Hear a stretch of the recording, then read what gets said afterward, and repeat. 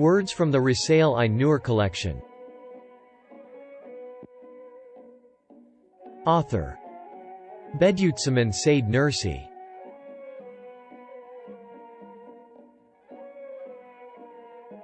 The 25th word. First light. This light consists of 3 rays. First ray. This is the eloquence of the Qur'an, which is at the degree of miraculousness. Its eloquence is a wonderful eloquence born of the beauty of its word order, the perfection of its conciseness, the marvels of its style, its singularity and pleasantness, the excellence of its expression, its superiority and clarity, the power and truth of its meanings, and from the purity and fluency of its language, which for 1,300 years has challenged the most brilliant men of letters of mankind, their most celebrated orators, and the most profoundly learned of them, and invited them to dispute it. It has provoked them intensely. And although it has invited them to dispute it, those geniuses, whose heads touch the skies in their pride and conceit, have been unable to so much as open their mouths to do so, and have bowed their heads utterly humiliated. Thus, we shall point to the miraculousness in its eloquence in 2 aspects. First aspect. It possesses miraculousness, and its miraculousness exists for the following reasons. The great majority of the people of the Arabian Peninsula at that time were illiterate. Due to this, rather than in writing, they preserved the sources of their pride, historical events and stories encouraging good morality, by means of poetry and eloquence. Due to the attraction of poetry and eloquence, meaningful sayings would remain in people's memories and be passed down the generations. In consequence of this innate need, therefore, the goods most in demand in the immaterial market of that people were eloquence and fine speech. A tribe's poet or orator was like its greatest national hero. It was he who was their greatest source of pride. Thus, among the peoples of the world, the eloquence and rhetoric of that intelligent people, who due to their intelligence ruled the world after the establishment of Islam, was at the highest and most advanced degree. It was the thing most highly prized among them that they felt greatest need of, and was their cause of pride. They attached such value to eloquence that 2 tribes would do battle at the word of a poet or orator, and they would make peace at his word. They even wrote in gold on the walls of the Kaaba the 7 qasidas of 7 poets called the al-Mu'allaqat al-Saba, and took great pride in them. It was at such a time when eloquence was thus most sought after that the Qur'an was revealed. Just as at the time of Moses peace be upon him it was magic that was most sought after, and at the time of Jesus peace be upon him, it was medicine. The most important of their miracles were in those fields. The Qur'an, therefore, invited the Arabian orators of that time to reply to even one of the shortest of the surahs. It challenged them with the decree of, "And if you are in doubt about what we have revealed to our servant, then produce a surah resembling it." Qur'an 2:23.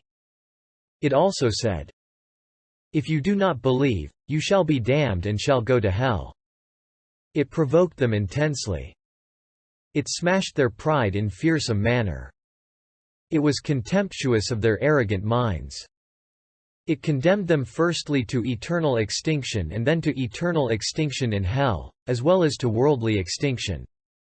It said, "Either dispute me, or you and your property shall perish." If it had been possible to dispute the Qur'an, is it at all possible that while there was an easy solution like disputing it with 1 or 2 lines and nullifying the claim, they should have chosen the most dangerous and most difficult, the way of war?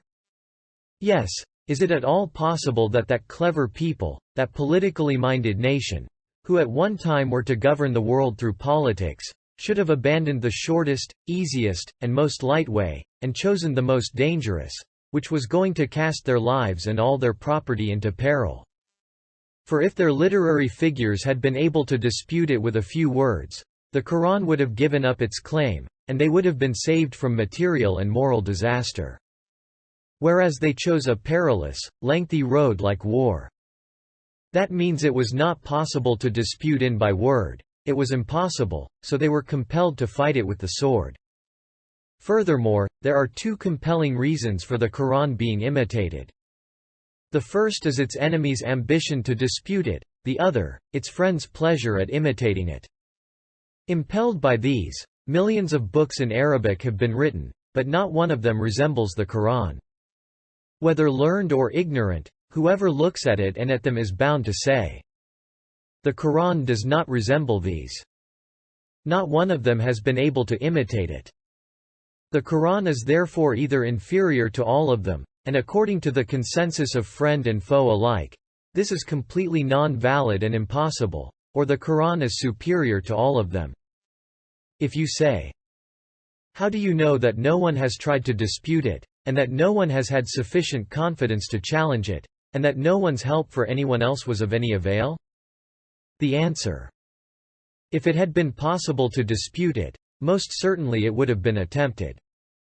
For it was a question of honor and pride, and life and property were at risk.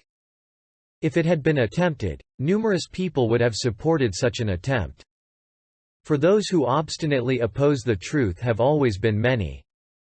And if many people had supported it, they surely would have found fame. For insignificant contests, even, attracted the wonder of people and found fame in stories and tales.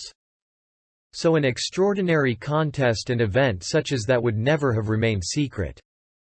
The most ugly and infamous things against Islam have been passed down and become famous, but apart from one or two stories about Musaylima the liar, no such thing has been related. Musaylima was very eloquent, but when compared with the exposition of the Qur'an, which possesses infinite beauty, his words passed into the chronicles as nonsense. Thus, the miraculousness of the Qur'an's eloquence is as certain as twice 2 equals 4, and that is how it is. Second aspect. We shall now explain in 5 points the wisdom of the Qur'an's miraculousness contained in its eloquence. First point. There is a wonderful eloquence and purity of style in the Qur'an's word order. From beginning to end. Isharatul ijaz. Signs of miraculousness demonstrates this eloquence and conciseness in the word order. The way the second, minute, and hour hands of a clock each complete the order of the others, that is the way all the sentences of the all-wise Qur'an, and its words, and the order in the relationships between the sentences and words, have been expounded in Isharatul ijaz, from its first page to its last. Whoever wishes may look at that and see this wonderful eloquence in the word order. Here, we shall mention 1 or 2 examples in order to demonstrate the word order in the parts of a sentence. For example, "But if a breath of your sustainers' punishment touches them." Qur'an, 21:46. In this sentence, it wants to point out the punishment as terrible through showing the severity of the least amount. That is to say, it expresses littleness or fewness, and all the parts of the sentence look also to this littleness or fewness and reinforce it. Thus, the words, "But if" signify doubt, and doubt looks to littleness or fewness. The word touches means to touch lightly and expresses a small amount. And just as the word a breath is merely a whiff, so is it in the singular form. Grammatically it is a masdar mara and signifies once. Also the tanwin indicating indefiniteness in a breathe expresses littleness or fewness and means it is so insignificant that it can scarcely be known. The word of signifies division or a part, it means a bit and indicates paucity. The word punishment points to a light sort of punishment in relation to chastisement nakal or penalty iqab, and suggests a small amount. And by alluding to compassion and being used in place of subduer, all-compelling, or avenger, the word sustainer indicates littleness or fewness. It says, if the small amount of punishment suggested in all this paucity has such an effect, you can compare how dreadful divine chastisement would be. How much then do the small parts of this sentence look to one another and assist one another? How each reinforces the aim of the whole. This example looks to the words and aim to a small degree. Second example. And spend, in God's way, out of what we have bestowed on them as sustenance. Qur'an, 2–3. The parts of this sentence point out 5 of the conditions which make almsgiving acceptable. First condition. This is to give only so much alms as will not cause the giver to be in need of receiving alms himself. It states this condition through the division or parts signified by out of in the words out of what. Second condition. It is not to take from Ali and give to Wali, but to give out of one's own property. The words we have bestowed on them as sustenance express this condition. It means, give out of the sustenance that is yours. Third condition. This is not to place an obligation on the recipient.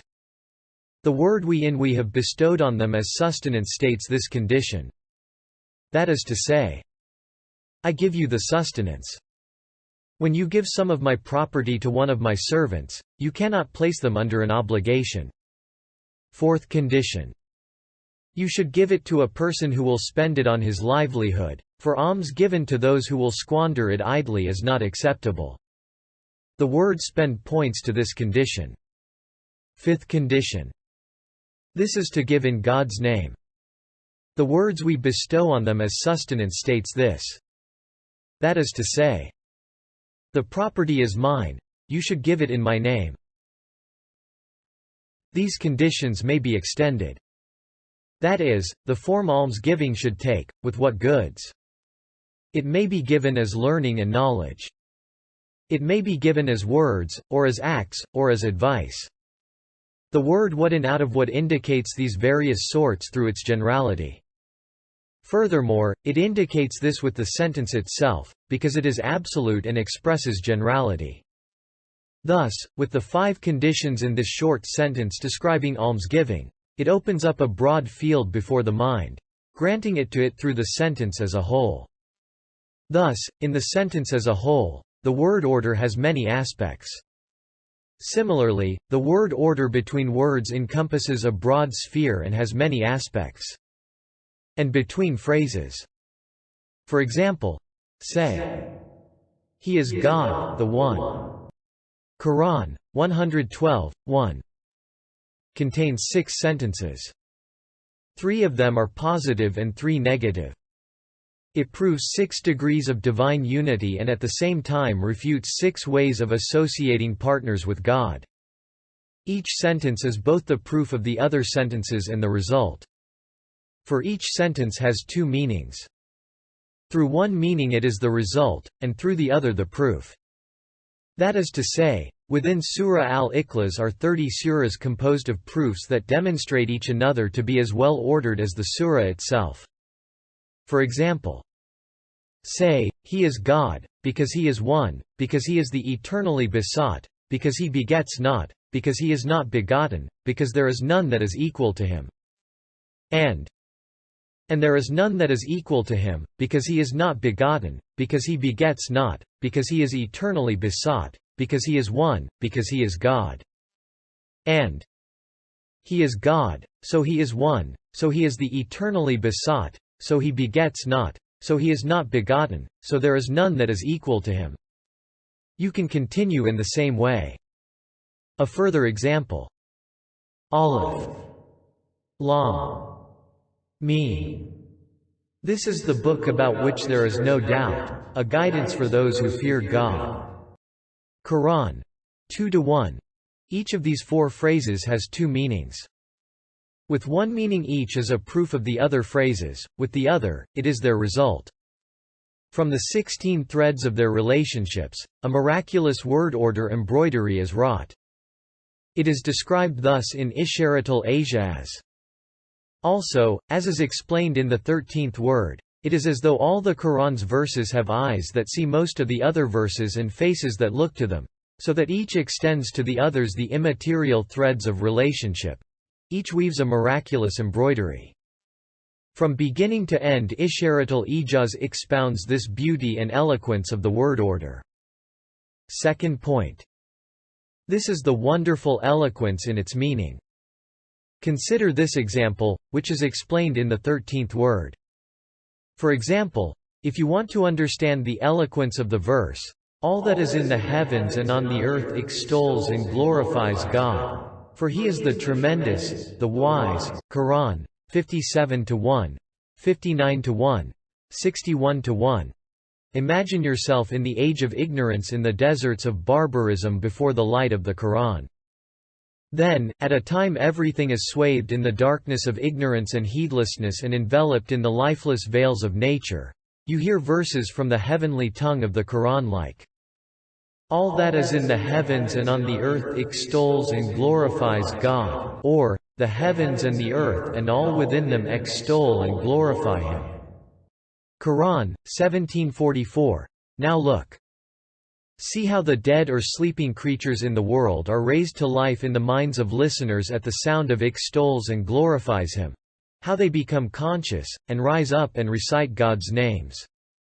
And how at the cry and light of extols and glorifies Him the stars, which had been lifeless lumps of fire in the black skies, all appear in the view of those who hear it as wisdom displaying words in the mouth of the sky and truth pronouncing lights. The earth, too, rather than being a desolate wasteland, is seen to be a head with the land and sea as tongues, and animals and plants as words of glorification and praise.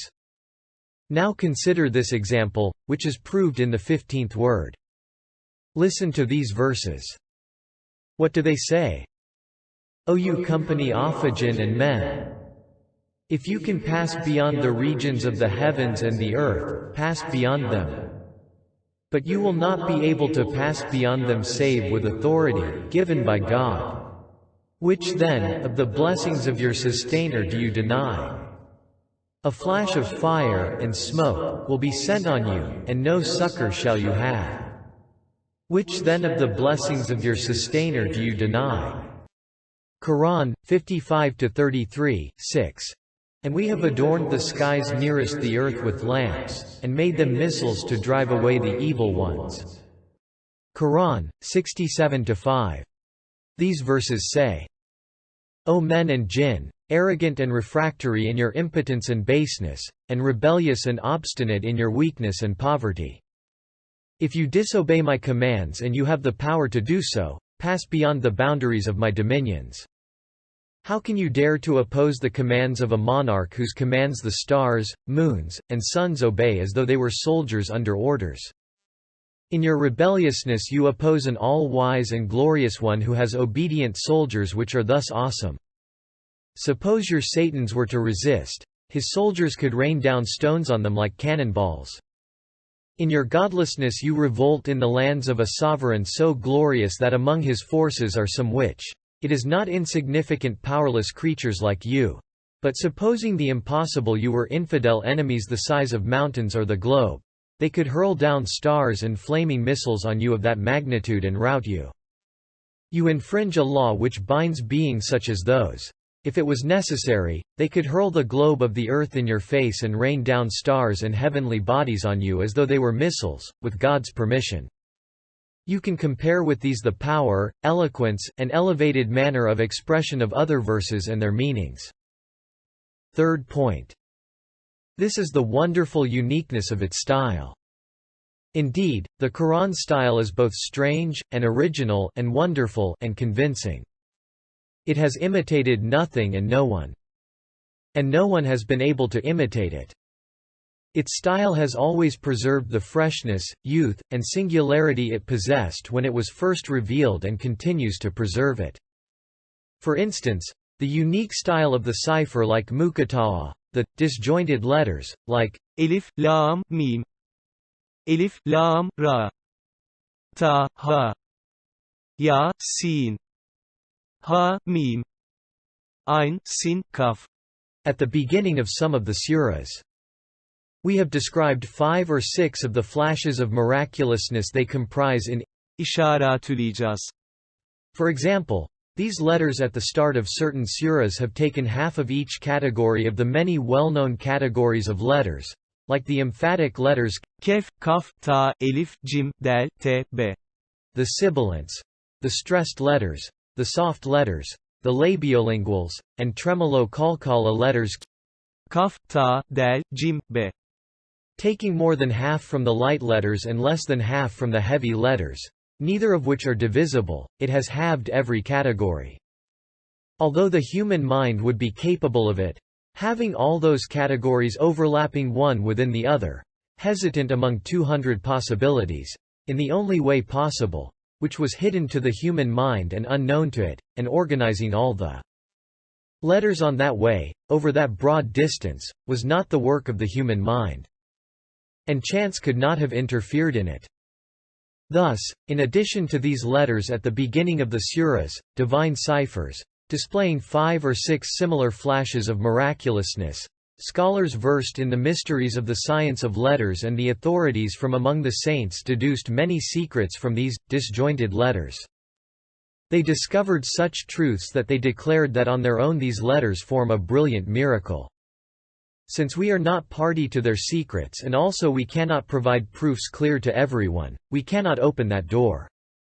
We shall therefore suffice with referring readers to the explanation in of 5 or 6 flashes of miraculousness related to them.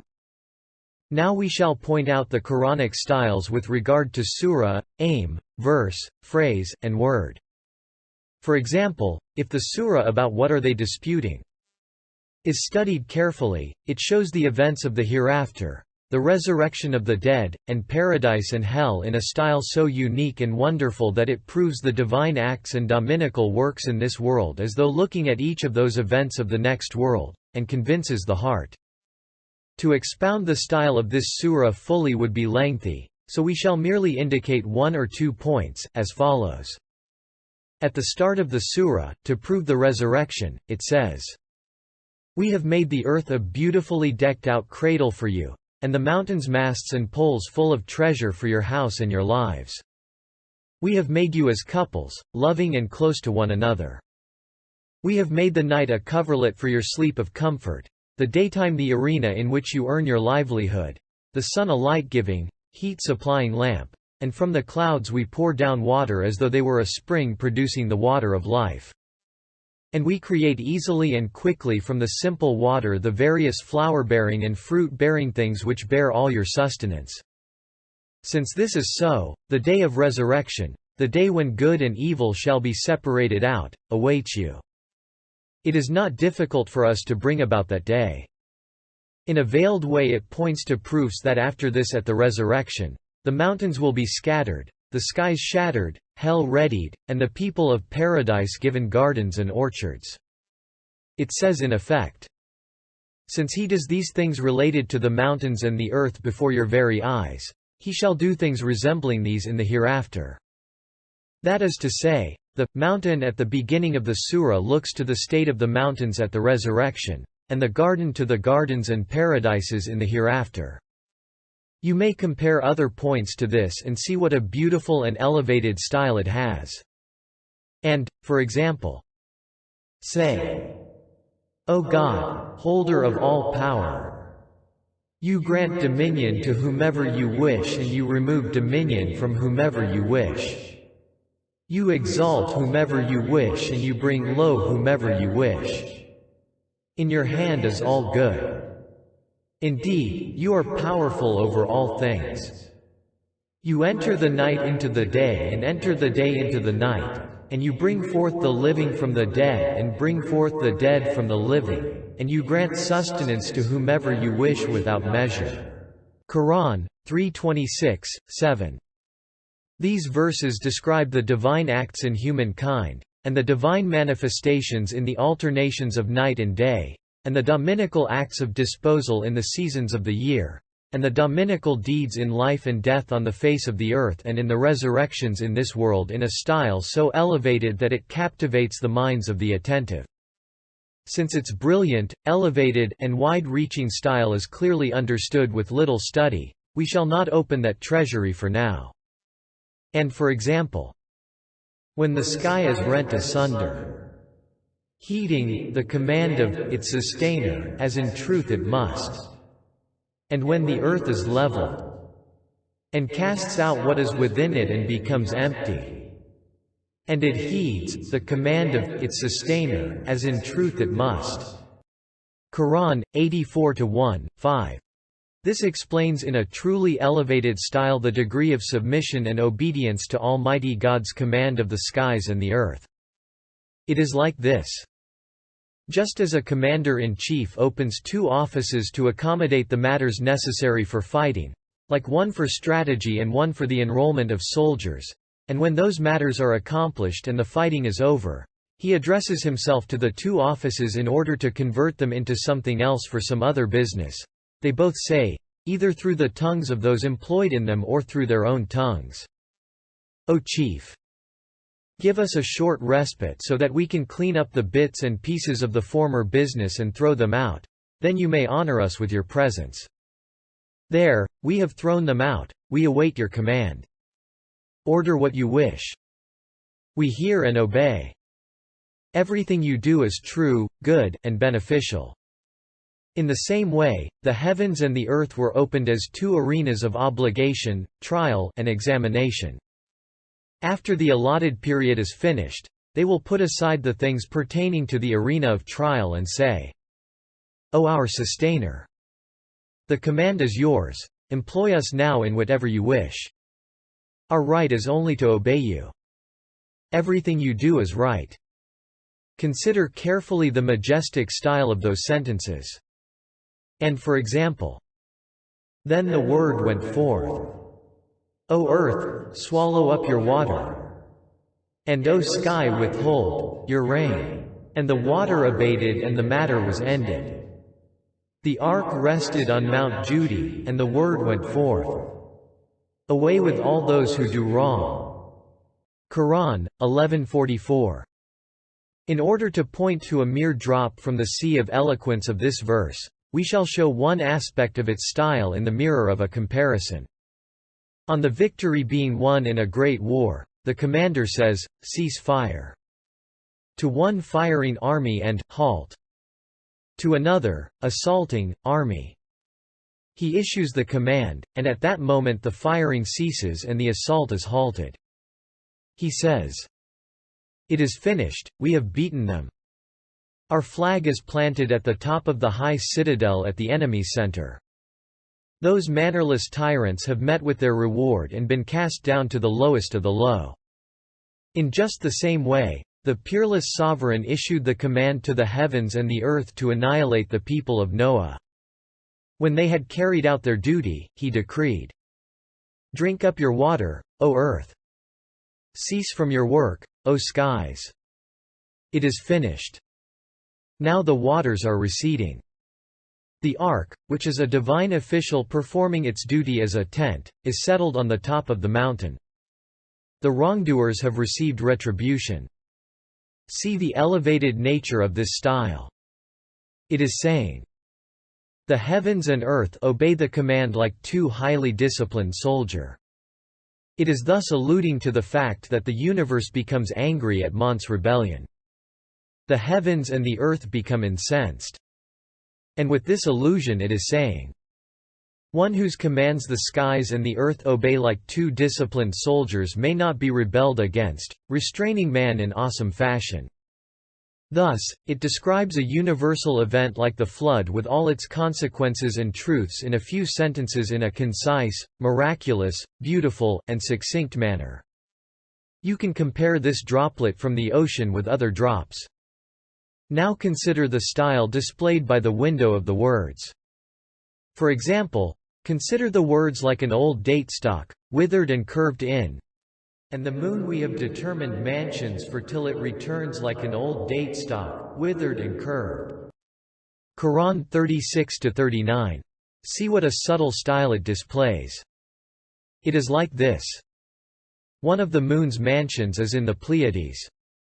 The Quran likens the moon when it is a crescent to a withered and whitened old date stock. Through this simile it depicts for the eye of the imagination a tree behind the green veil of the skies. One of its white, curved, luminous branches has rent the veil and raised its head. The Pleiades are like a bunch of grapes on the branch and the other stars all luminous fruits of that hidden tree of creation. If you have any discernment, you will understand what an appropriate, graceful, subtle, and elevated style and manner of expression this is in the view of the desert dwellers, for whom the date palm is the most important means of livelihood. And for example, as is proven at the end of the 19th word, the words runs its course in, and the sun runs its course to a place appointed. Quran 36-38 opens a window onto an elevated style, as follows.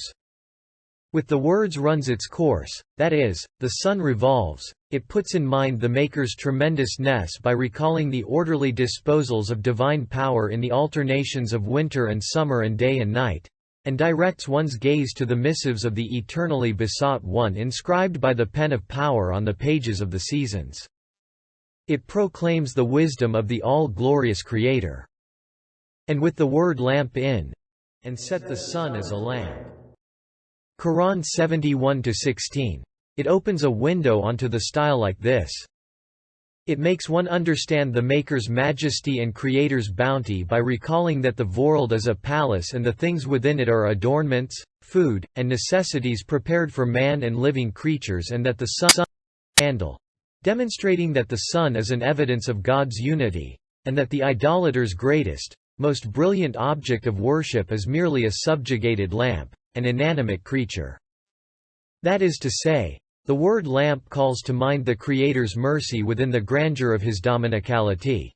It recalls his favors within the breadth of his mercy, and in so doing informs of his munificence within the majesty of his sovereignty, thereby proclaiming divine unity, and saying indirectly, an inanimate and subservient lamp is in no way fit to be worshipped. And in the course of runs its course it calls to mind the wondrous orderly disposals of divine power in the revolutions of night and day and winter and summer, and in so doing makes known the grandeur of a single Maker's power in his dominicality. That is to say, it turns man's mind from the points of the sun and moon to the pages of night and day and winter and summer, and draws his attention to the lines of events written on those pages. For the Quran does not speak of the sun for the sake of the sun, but for the one who illuminates it. Also, it does not speak of the sun's nature, for which man has no need, but of the sun's duty, which is that of mainspring for the order of dominical art, and center of the order of dominical creativity, and a shuttle for the harmony and order of dominical art in the things the pre-eternal inscriber weaves with the threads of day and night. You can compare others of the Quran's words with these. While all are simple, ordinary words, each performs the duty of a key to treasuries of subtle meanings. It is because the Quran style is for the greater part elevated and brilliant in the ways described above that on occasion Arab nomads were captivated by a single phrase, and without being Muslims would prostrate. One nomad prostrated on hearing the phrase, "Therefore proclaim openly what you are commanded." Quran 15-94. When asked, "Have you become a Muslim?" he replied, "No. I am prostrating at the eloquence of these words." Fourth point. This is the wonderful eloquence in its wording, that is, in the words employed. Yes, just as the Quran is extraordinarily eloquent in regard to its style and manner of exposition, so is there a truly fluent eloquence in its wording. Clear evidence of the existence of this eloquence is the fact that it does not bore or cause weariness, while the testimony of the brilliant scholars of the sciences of rhetoric forms a decisive proof of the wisdom of the eloquence. Yes, it does not weary even if repeated thousands of times. Indeed, it gives pleasure. It is not burdensome for the memory of a small and simple child. Children can memorize it easily. It is not unpleasant to the ear, pained by the slightest word, of someone extremely ill. It is easy on it. It is like sherbet to the palate of one in the throes of death. The recitation of the Quran gives sweet pleasure to the ear and mind of such a person, just like Zemzem water to his mouth and palate. The reason for its not causing boredom, and the wisdom of it, is this. It is food and sustenance for the heart, strength and wealth for the mind, water and light for the spirit, and the cure and remedy for the soul. Every day we eat bread, yet we do not tire of it. But if we were to eat the choicest fruit every day, it would cause boredom. That means it is because the Quran is truth and reality and truthfulness and guidance and wonderfully eloquent that it does not cause weariness and preserves its freshness and agreeableness as though preserving a perpetual youth. One of the Qurayshi leaders even, an expert orator, was sent by the idolaters to listen to the Qur'an. He went and listened, then returned and said to them, "These words have such a sweetness and freshness that they do not resemble the words of men. I know the poets and soothsayers. These words do not resemble theirs. The best we can do is mislead our followers and say it is magic." Thus, even the all-wise Qur'an's most obdurate enemies were amazed at its eloquence. It would be very lengthy to explain the sources of the all-wise Qur'an's eloquence in its verses and words and sentences. Therefore we shall keep the explanation brief and show by way of example the fluency and eloquence of the wording in one sentence obtained through the position of the letters and a single flash of miraculousness that shines forth from that positioning. Take the verse. Then after the distress he sent down on you a feeling of peace and drowsiness, which overcame a group of you. Quran, 3-154. To the end of the verse. In this verse, all the letters of the alphabet are present. But, see, although all the categories of emphatic letters are together, it has not spoilt the smoothness of style. Indeed, it has added a brilliance and harmonious, congruent, eloquent melody issuing from varied strings. Also, note carefully the following flash of eloquence. Of the letters of the alphabet, Aleph and Ya, since they are the lightest and have been transposed with one another like sisters, they have each been repeated 21 times. And since Mim and Nun, Hashia, in English footnote, Tanwin is also a Nun, are sisters and have changed places, they have each been mentioned 33 times. And since Shin, Sin, and Sad are sisters in regard to articulation, quality, and sound, each has been mentioned 3 times. And although Ain and Gain are sisters, since Ain is lighter, it is mentioned 6 times, while because Gain is harsher, it is mentioned half as many, 3 times. And since Zay, Dal, Za, and Ta are sisters in regard to articulation, quality, and sound, each is mentioned twice, while Lam and Aleph in the form of La have united and Aleph's share in the form of La is half that of Lam. Lam is mentioned 42 times and as a half of it Aleph 21 times. Since Hamza and Ha are sisters in regard to articulation, Hamza. Hashia. In English footnote. Pronounced and unpronounced, Hamza is 25, and 3 more than Hamza's silent sister Aleph, because its points are 3. Is mentioned 13 times and being a degree lighter Ha is mentioned 14 times. And Kaf, Fa and Kaf are sisters. Since Kaf has an additional point, it is mentioned 10 times, Fa 9 times, Kaf 9 times, Ba 9 times, and Ta 12 times. Since Ta comes third, it is mentioned 12 times. Ra is Lam's sister, but according to their numerical value, Ra is 200, and Lam 30, so since it has risen 6 times more, it has fallen 6. Also, since Ra is repeated on pronunciation, it becomes emphatic and is only mentioned 6 times. And because Dad, De, Ha, and Ka are emphatic and gain additional qualities in connection with other letters, they have each been mentioned only once. Since Wa is lighter than Ha and Hamza, and heavier than Ya and Aleph, it is mentioned 17 times, 4 times more than heavy Hamza and 4 times less than light Aleph. Thus, the extraordinary positioning of the letters in the passage mentioned here and their hidden relationships, and the beautiful order and fine, subtle regularity and harmony show as clearly as twice 2 equals 4 that it would not be within the limits of human thought to have composed it. As for chance and coincidence, it is impossible that it should have interfered. And so, just as the strange and wonderful order and regularity in the position of these letters leads to a fluency and eloquence in the words, so may there be many other hidden instances of wisdom. Since such an order has been followed in the letters, surely in the words, sentences and meanings such a mysterious order, such a luminous harmony, has been observed that should the eye see it, it would declare, Mashallah. And should the reason comprehend it, it would exclaim, Barakallah. 5th point. This is the excellence in its manner of exposition. That is to say, the superiority, conciseness, and grandeur.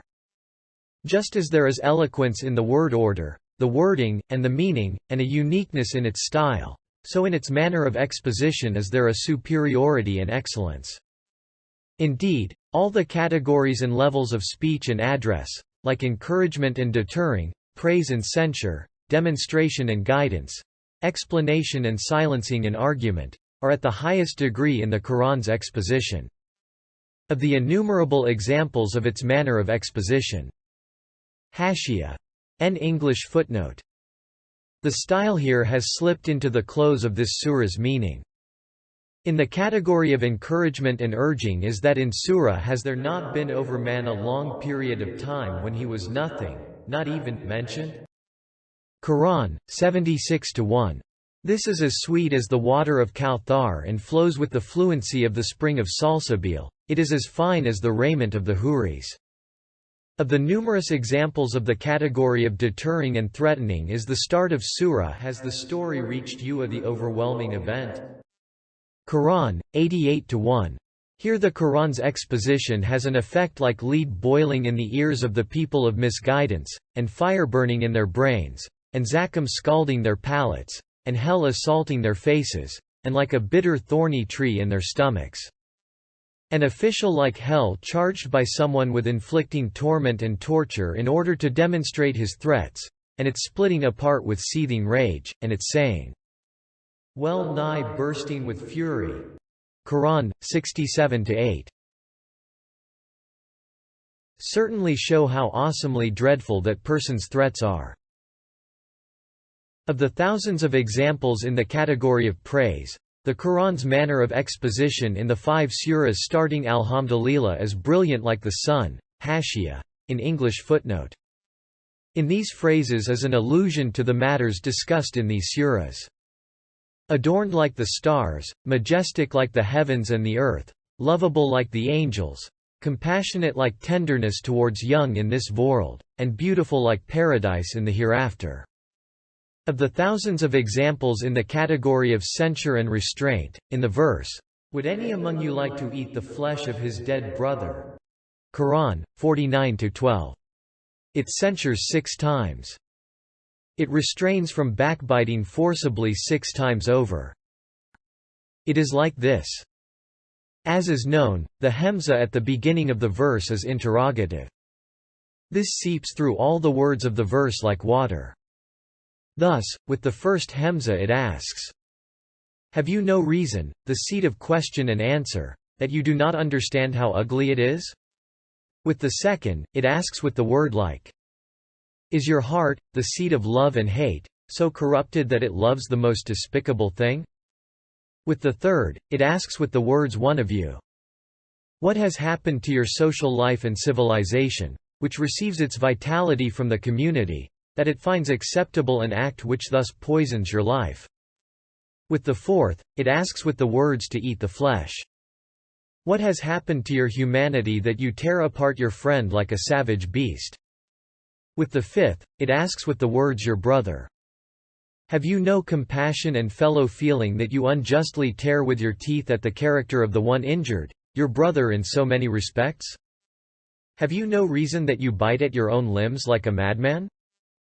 And with the sixth it asks with the word "dead. Where is your conscience? Is your nature so corrupted that you do the most repulsive thing to the most respected person, your brother, like eating his flesh? That is to say, backbiting is censured and despised by the reason, the heart, humanity, the conscience, human nature, and social and national solidarity. So see how this verse restrains from this crime in 6 concise degrees, on 6 miraculous levels. Of the thousands of examples of the category of proof and demonstration, is the verse, "So consider the signs of God's mercy, how he gives life to the earth after its death. Indeed, it is he who gives life to the dead, for he is powerful over all things." Qur'an, 30-50. Its exposition is such in proving resurrection and banishing doubts that it could not be more clearly demonstrated. It is like this. It says that, as is proved and explained in the 9th truth of the 10th word and in the 5th flash of the 22nd word, Every spring examples of resurrection are provided in 300,000 ways in the earth being raised to life with the utmost order and differentiation despite the innumerable species being all mixed up together in total confusion, thus demonstrating to the human observer that the resurrection of the dead would not be difficult for the one who does this. Also, since to write without fault or error with the pen of power hundreds of thousands of species on the page of the earth, all together and one within the other, is the seal of the single one of unity. With this verse it both proves divine unity as clearly as the sun, and it demonstrates the resurrection of the dead as easily and decisively as the rising and setting of the sun. Thus, the Qur'an demonstrates this truth in regard to manner, as described by the word how, just as it mentions it in detail in many surahs. And for example, in Surah Qaf, by the glorious Qur'an, Qur'an 50:01, it proves resurrection in such a brilliant, fine, sweet, and exalted manner that it convinces as certainly as the coming of spring. Look. In answer to the unbelievers denying the raising to life of decomposed bones and saying, "This is extraordinary, it could not be," it decrees, "Do they not look to the skies above them? How we have made them and adorned them and how there is no flaw in them. Until. And thus will be the resurrection." Qur'an 50:6-11. Its manner of exposition flows like water and shines like the stars. It gives both pleasure and delight to the heart like dates. And it is sustenance. And in one of the most subtle examples of the category of demonstration, it says, Yasin, by the all-wise Qur'an. Indeed you are one of the messengers? Qur'an 36:1-3. That is, I swear by the wise Qur'an that you are one of the divine messengers. This oath indicates that the proof of messengership is so certain and true, and its veracity is so worthy of honor and respect, that it is sworn by. By indicating this, it is saying, "You are the messenger, for you hold the Qur'an in your hand, and the Qur'an is the truth and it is the word of truth. For it contains true wisdom, and bears the seal of miraculousness." And one of the concise and miraculous examples of the category of proof and demonstration is this. He says, "Who will raise to life these bones when they are rotted?" Say, "He will raise them who created them in the first instance, for he has full knowledge of every kind of creation." Qur'an 36:78-79. That is, man asks, "Who will resurrect decayed bones?" You say, "Whoever made them in the first place and gave them life, he will resurrect them." As was depicted in the third comparison of the ninth truth in the 10th word, if someone reassembles a large army in one day before your eyes, and someone else says, at a bugle call that person brought together the members of a battalion who had dispersed to rest, he is able to bring the battalion under order, and you say, "Oh man, I do not believe it," you can see what a foolish denial it would be. In just the same way, the all-powerful and all-knowing One enrolls and unites anew with the command of be. And it is, and with perfect order and the balance of wisdom, the particles and subtle faculties of the battalion-like bodies of all the animals, which are like an army, and other living creatures, and creates every century, and every spring even, all the hundreds of thousands of army-like species of living creatures on the face of the earth. Can it be questioned then how he can gather together at one blast of Israfil's trumpet the fundamental parts and particles of a battalion-like body, which are already familiar with one another, through taking them under order? Can it be considered unlikely? If it is considered unlikely, it is a mindless foolishness. In the category of guidance, the Qur'an's manner of exposition is so moving and tender, and familiar and gentle that it fills the spirit with ardor, the heart with delight, the mind with interest, and the eyes with tears. Of thousands of examples is this verse. And yet after all this your hearts hardened and became like rocks, or even harder. To the end of the verse. Qur'an 2-74. As is proved and explained in the discussion of the third verse in the first station of the 20th word, it says to the children of Israel, What has happened to you that although hard rock shed tears from 12 springs like eyes before a miracle like the staff of Moses, peace be upon him, you remain indifferent in the face of all his miracles, with your eyes dry and tearless and your hearts hard and without fervor? Since this meaning of guidance is explained there, we refer you to that word, and curtail this here.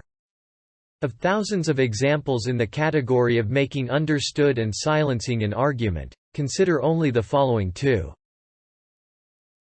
If you have doubts about the Qur'an we have revealed to our servant Muhammad, then produce a surah similar to it. And call upon all your helpers besides God to bear witness for you, if what you say is true. Qur'an 2:23. That is, if you have any doubts, summon all your elders and supporters to help you and testify for you. Then compose the like of a single surah. Since this has been explained and proved in Isharatul Ijaz, here we shall only point out a brief summary of it. It is as follows.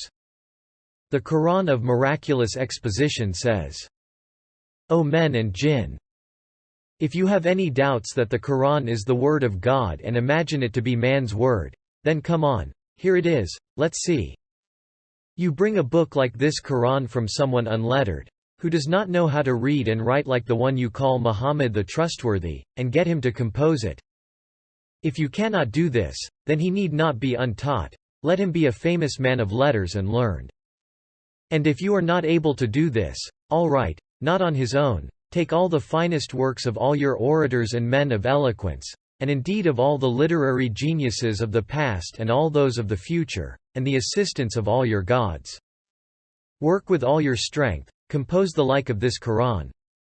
And if you cannot do this, leave aside the truths of the Qur'an and its many miraculous aspects, which it is not possible to imitate, and compose a work which is its equal in only the eloquence of its word order. Through the silencing words of, bring then 10 surahs forged, like it. Qur'an 11:13. It says, Come on, I do not want its true meaning from you. Let it be fabrications and lies and false tales. You will not be able to do this. So it need not be as much as the whole Qur'an, just bring 10 surahs like it. You will not be able to do this either, so bring a single surah. This will be too much as well. So all right, make it the equivalent of a short surah. You will not be able to do this either, although the need for you to do so is so great. For your honor and self-respect, your dignity and religion, your tribal honor and pride, your life and property, and your lives in this world and the next will all be saved by producing the like of it. Otherwise in this world you will remain in abasement, without honor, dignity, religion, or pride, and your lives and property will be destroyed and will perish, and in the hereafter, as is indicated by the verse, then give heed to hellfire, whose fuel is men and stones. Qur'an 2:24. You will be condemned to everlasting incarceration in hell. Together with your idols you will be fuel to its fires. Since your need is thus great, and since you have now understood your impotence in 8 degrees, you should be certain 8 times over that the Qur'an is a miracle. So either believe in it, or be silent and go to hell. So see the way the Qur'an forces them to accept the argument in this category of silencing an argument, which is within that of making understood, and say, there is no manner of exposition better than that of the Qur'an. Indeed, after that of the Qur'an no need remains for further exposition. Here is a second example. Exhort then, O Prophet, for by your Sustainer*s grace you are neither a soothsayer nor a madman, or do they say, a poet. Let us wait and see what time will do. Say, wait then, I too shall wait with you. Is it that their faculties of understanding urge them to this, or are they but a people transgressing all bounds? Or do they say, he fabricated this message? Nay, they do not believe. Let them then produce a recital like unto it if they speak the truth. Or were they created of nothing, or were they themselves the creators? Or did they create the heavens and the earth? Nay, they have no firm belief. Or are the treasuries of your sustainer with them, or are they the managers of affairs? Or have they a ladder by which they can climb up to heaven and listen to its secrets? Then let such a listener of theirs produce a manifest proof. Or has he only daughters and you have sons? Or is it that you ask for a reward, so that they are burdened with the load of debt? Or that the unseen is in their hands, and they write it down? Or do they intend a plot against you? But those who defy God are themselves involved in a plot. Or have they a God other than God? Exalted is God far above the things they associate with them. Quran 52-29, 43. Here we shall explain only one of the thousands of truths of these verses as a further example of the category of silencing an argument. It is as follows. With the word, or, it silences every group of the people of misguidance with a rhetorical question expressing surprise and stops up all the sources of their doubts. It leaves no satanic chink through which doubts might enter and hide themselves, it closes them all. It leaves no veil of misguidance under which they might creep and lurk, it rends all of them. It leaves not one of their lies, it crushes them. In each sentence it either demolishes the essence of the blasphemous ideas of one group with a short phrase, or since the falsity is obvious, it exposes it by silence, or since it is refuted in detail in other verses, it here alludes to it briefly. For example, the first sentence alludes to the verse, "And we have not instructed him po-tl, nor is it meet for him." Quran 36-69. While the 15th sentence points to the verse, "Were there gods other than God in the heavens and earth, there surely would have been confusion in both." Quran 21-22. You can make further examples from the other sentences like these. It is like this. It says at the start, "Announce the divine decrees. You are not a soothsayer, for the words of soothsayers are confused and conjectural, while yours are true and certain. And you are not mad. Your enemies even attest to your perfect sanity." Or do they say, "A poet? Let us wait and see what time will do." Quran 52-30. Do they call you a poet, like the unreasoning, common infidels? Are they waiting for you to perish? You say to them, "Wait. I shall wait with you." Your vast and brilliant truths are free of the imaginings of poem, and independent of their fancies. Or is it that their faculties of understanding urge them to this? Quran 52-32. Or like unreasoning philosophers who rely on their reasons, do they hold back from following you, saying, "Our faculties of reason are sufficient." But reason commands that you are followed, because everything you say is reasonable. But again the reason on its own cannot reach it. Or are they Hutta people transgressing all hounds? Quran 52-32. Or is the reason for their denial their not submitting to Almighty God like wicked tyrants? But the ends of the pharaohs and Nimrods, who were the leaders of arrogant oppressors, are known. Or do they say, "He fabricated this message?" Nay, they do not believe. Quran 52-33. Or like lying dissemblers without conscience do they accuse you saying, "You have made up the Quran." But up to this time they have known you to be the most truthful among them and have called you Muhammad the trustworthy. It means that they have no intention to believe. Otherwise let them find the like of the Quran among the works of men. Or were they created of nothing? Quran 52-35. Or like the absurd philosophers who believed the universe to be without purpose and in vain. Do they suppose themselves to be aimless and without wisdom, purpose, duty, or creator? Have they become blind that they do not see that the universe is adorned from top to bottom with instances of wisdom and bears the fruit of aims? And that beings from particles to the suns are charged with duties and are subjugated to the divine commands? Or were they themselves the creators? Qur'an, 52–35. Or do they imagine like the Pharaoh-like materialists that they came into being by themselves, feed themselves, and themselves create everything they need, so that they hold back from believing and worship? That means they all suppose themselves to be the creator. Whereas the creator of one thing has to be the creator of everything. That is to say, their pride and conceit have made them so utterly stupid they imagine to be a possessor of absolute power, one who is absolutely impotent and may be defeated by a fly or a microbe. Since they have abdicated their reason and humanity to this degree and have fallen lower than the animals and even inanimate beings, do not be saddened at their denial. Consider them to be a variety of harmful animal and filthy matter. Ignore them and give them no importance. Or did they create the heavens and the earth? Nay, they have no firm belief. Qur'an, 52–36. Or, like the mindless, confused Mu'tazila, who denied God all attributes and denied the Creator, do they deny God so that they do not heed the Qur'an? In which case, let them deny the existence of the heavens and the earth, or let them say, "We created them." Let them lose their minds altogether and begin uttering the frenzied ravings of lunacy. For in the heavens as many proofs of divine unity are apparent and are recited as the stars, and on the earth as many as the flowers. That means they have no intention of acquiring certain knowledge and finding the truth.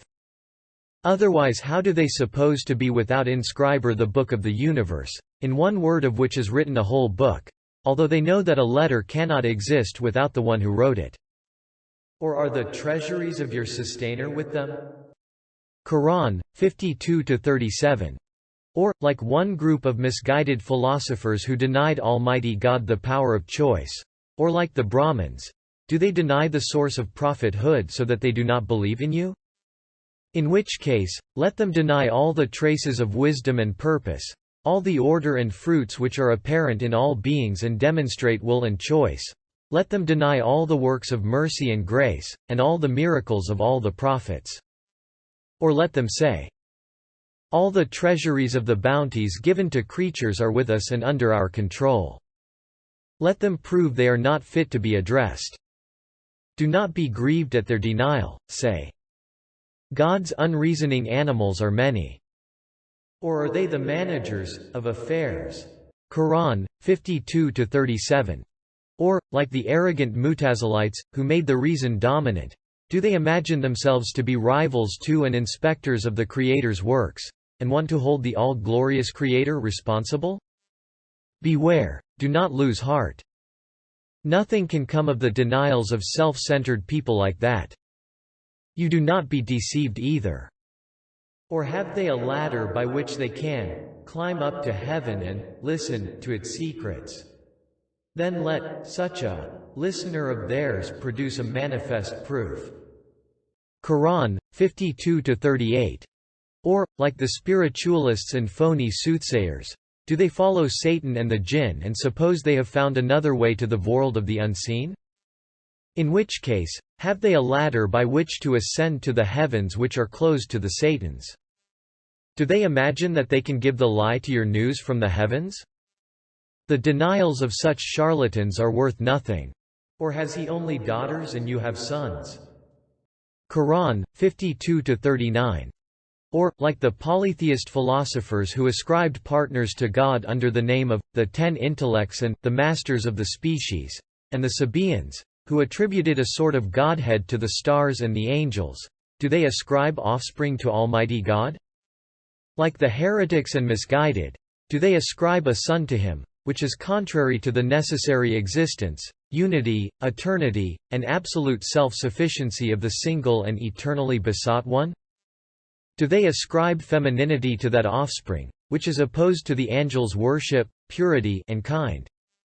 Do they suppose it to be an intercessor for them, so that they do not follow you?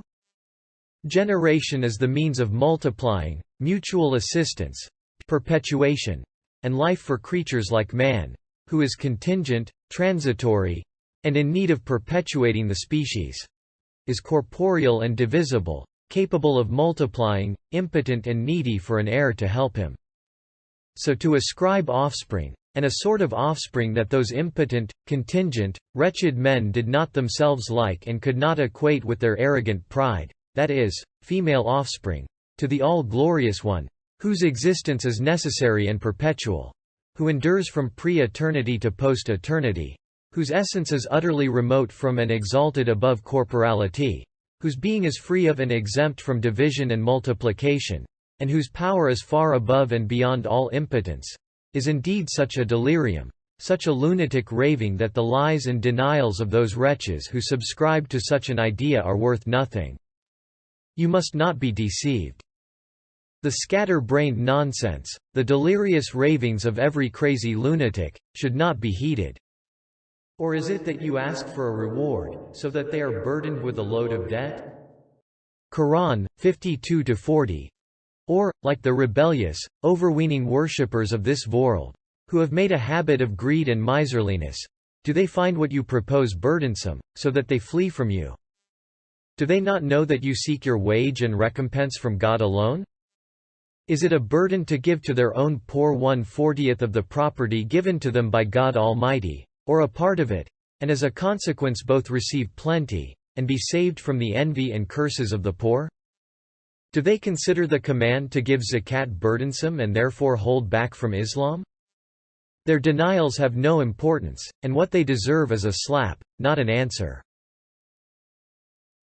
Or is it that the unseen is in their hands, and they write it down? Qur'an 52-41. Or, like Buddhists, who claim to be familiar with the unseen, or the pseudo-intellectuals, who imagine their conjectures about its affairs to be certain, does what you said about the unseen not appeal to them? That means they imagine that the world of the unseen, which is disclosed to no one apart from the divine messengers, who receive revelation, and which no one has the ability to enter, is present and laid open before them, and that they obtain information from it and write it down. So do not be disheartened by the lies of these arrogant braggarts who have overstepped their mark to an infinite degree. For in a short while your truths will completely overturn their imaginings. Or do they intend a plot against you? But those who defy God are themselves involved in a plot. Qur'an 52-42. Or, like two-faced dissemblers and cunning atheists whose natures are corrupted and consciences rotted, do they want to deceive the people and turn them away from the guidance which they cannot obtain, to trick them, and so call you either a soothsayer, or possessed, or a sorcerer? Do they want to make others believe what they do not believe themselves? Don't think of these insidious charlatans as human beings, don't be saddened at their wiles and denials, and lose heart. Rather, increase your efforts. For they only deceive their own souls and harm themselves. And their successes in evil are temporary. It is a divine stratagem, drawing them to perdition by degrees. Or have they a God other than God? Exalted is God far above the things they associate with Him. Qur'an 52-43.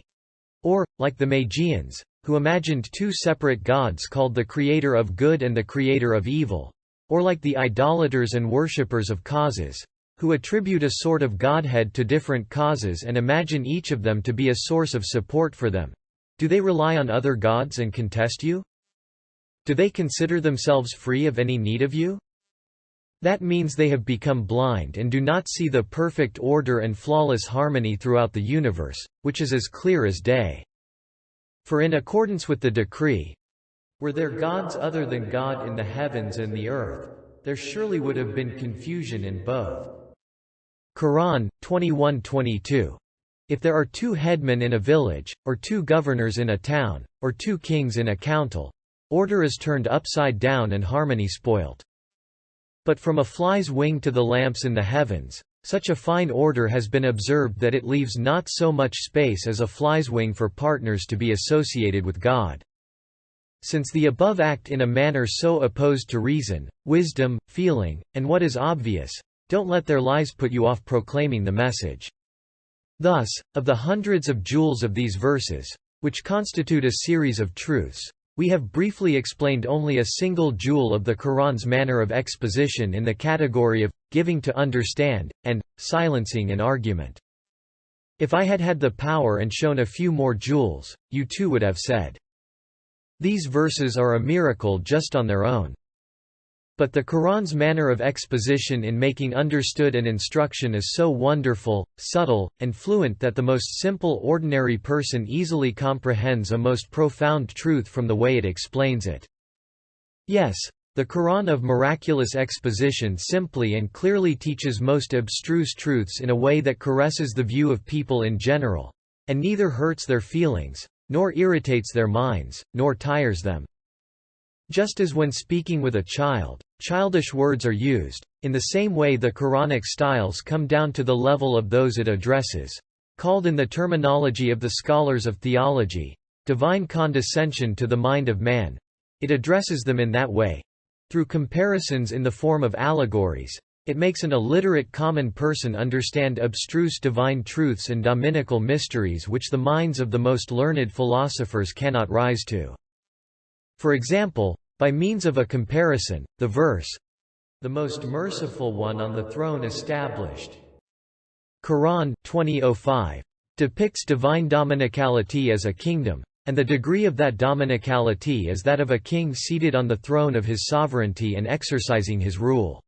Indeed, as the speech of the all-glorious Creator of the universe, the Quran proceeds from the ultimate degree of his dominicality, passes over all the other degrees guiding those who rise to them, and passing through 70,000 veils, it looks to each and illuminates it.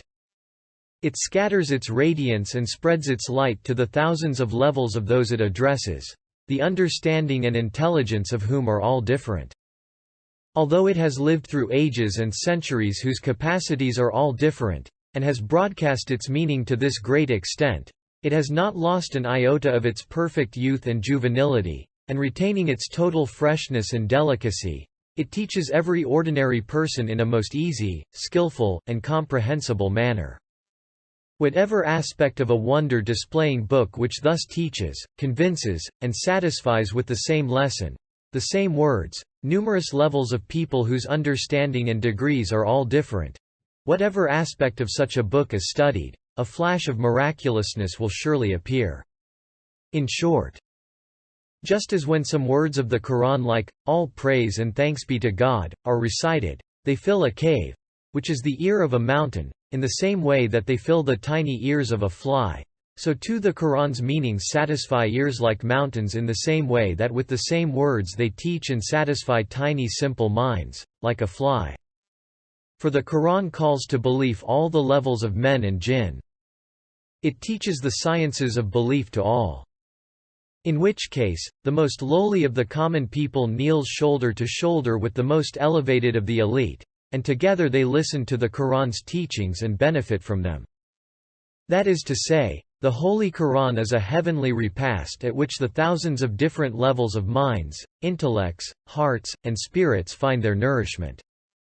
Their desires are fulfilled and their appetites are satisfied.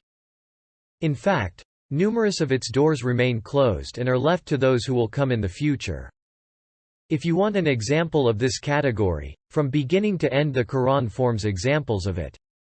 All the Quran's students and those who listen to its teachings, like the interior puritors of the law, the veracious ones, the Islamic philosophers, the sages, the scholars of jurisprudence and scholars of theology, the saintly guides of those seeking knowledge of God, the spiritual poles of the lovers of God, the learned and exacting scholars, and the mass of Muslims, unanimously declare, "We understand thoroughly what the Quran teaches us." In short, flashes of the Quran's miraculousness sparkle in the category of making understood an instruction, just as they do in the other categories.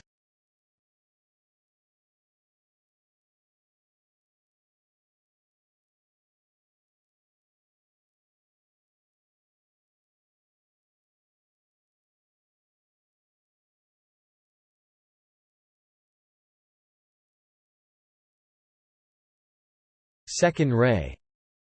This ray is the Quran's extraordinary comprehensiveness. It consists of 5 flashes. The first flash is the comprehensiveness in the words. This comprehensiveness is clearly apparent from the verses mentioned both in all the previous words and in this word. As is indicated by the hadith, each verse has an outer meaning, an inner meaning, a limit, and an aim, and each has roots, and boughs, and branches. The words of the Qur'an have been positioned in such a way that all its phrases, words even, and even letters, and sometimes even an omission, has many aspects. It gives to all those it addresses their share from a different door. Take, for example, the verse, "And the mountains, its pegs." Qur'an, 78-7. A phrase which says, "I made the mountains as stakes and masts for that earth of yours." An ordinary person's share from this phrase would be this. He sees the mountains which appear like stakes driven into the ground, thinks of the benefits and bounties in them, and offers thanks to his Creator. A poet's share from this phrase. He imagines the earth as the ground, on which is pitched in a sweeping arc the dome of the heavens like a mighty green tent adorned with electric lamps, and he sees the mountains skirting the base of the heavens to be the pegs of the tent. He worships the all-glorious Maker in wondering amazement. A tent-dwelling literary man's share of this phrase.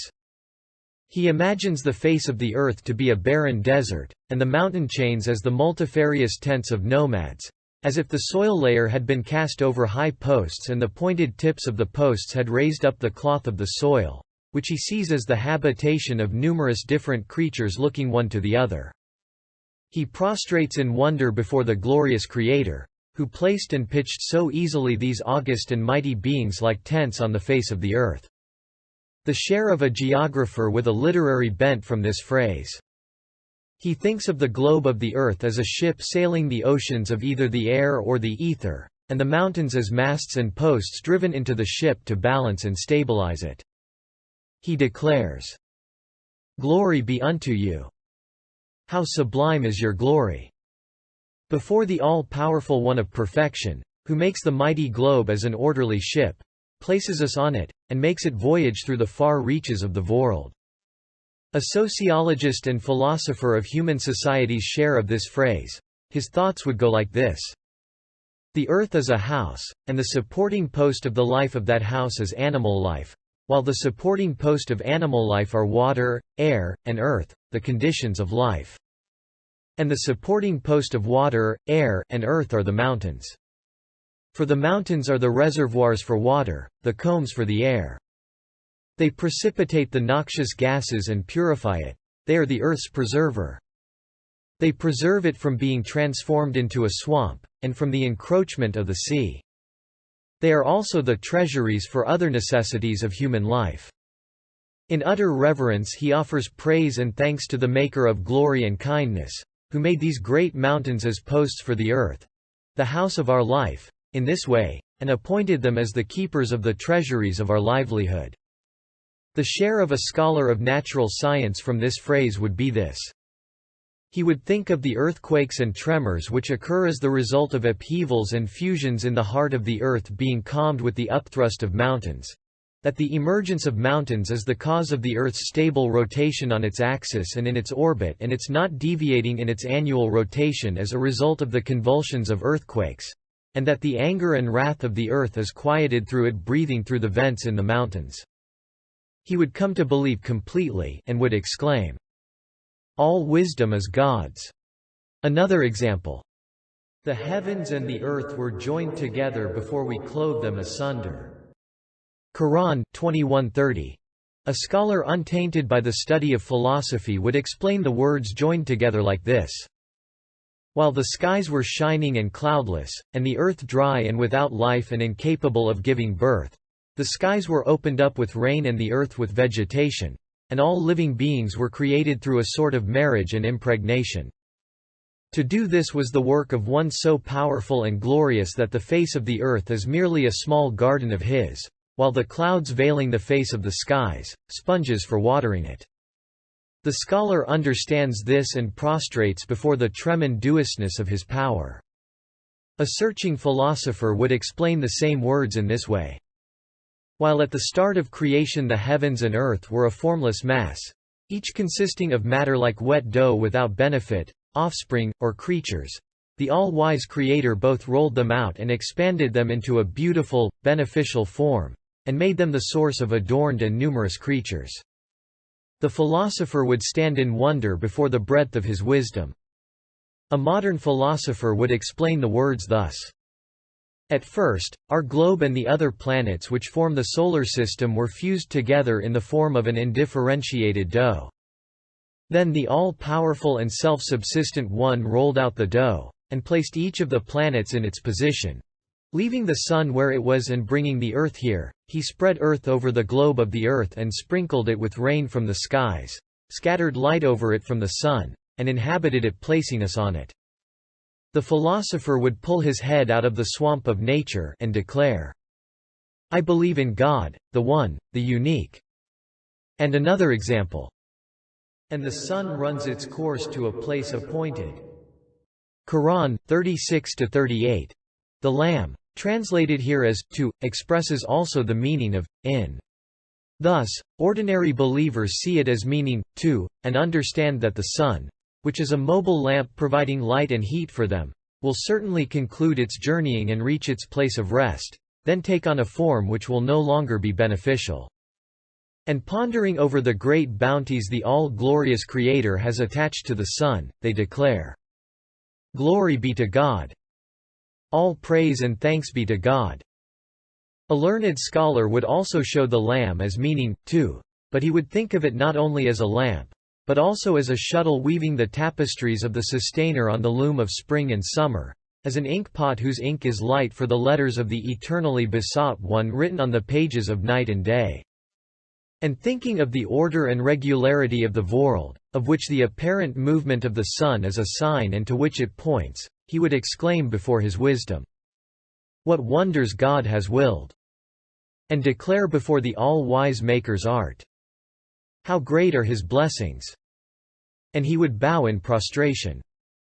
A geographer and philosopher would explain the lamb as meaning in, like this. Through the divine command and with a spring-like motion on its own axis, the sun orders and propels the solar system. Exclaiming in wonder and amazement before the all-glorious Maker who thus creates and sets in order this mighty clock. All mightiness is God's, and all power. He would cast away philosophy and embrace the wisdom of the Qur'an. A precise scholar would consider this lamb as both causal and adverbial, and would explain it like this.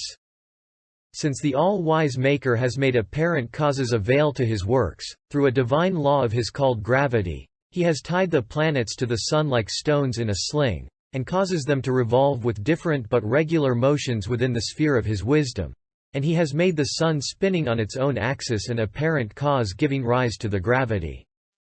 That is, the meaning of to a place appointed, is, it is in motion in its own appointed place for the stability of the solar system.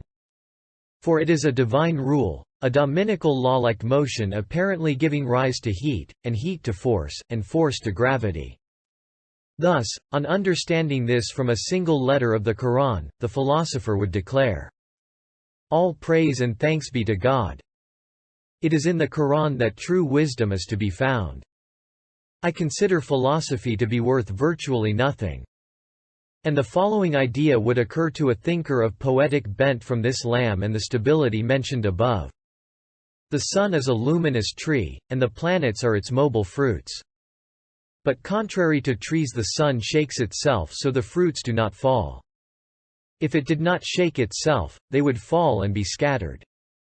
Then he would think to himself, "The sun is the ecstatic leader of a group reciting God's names.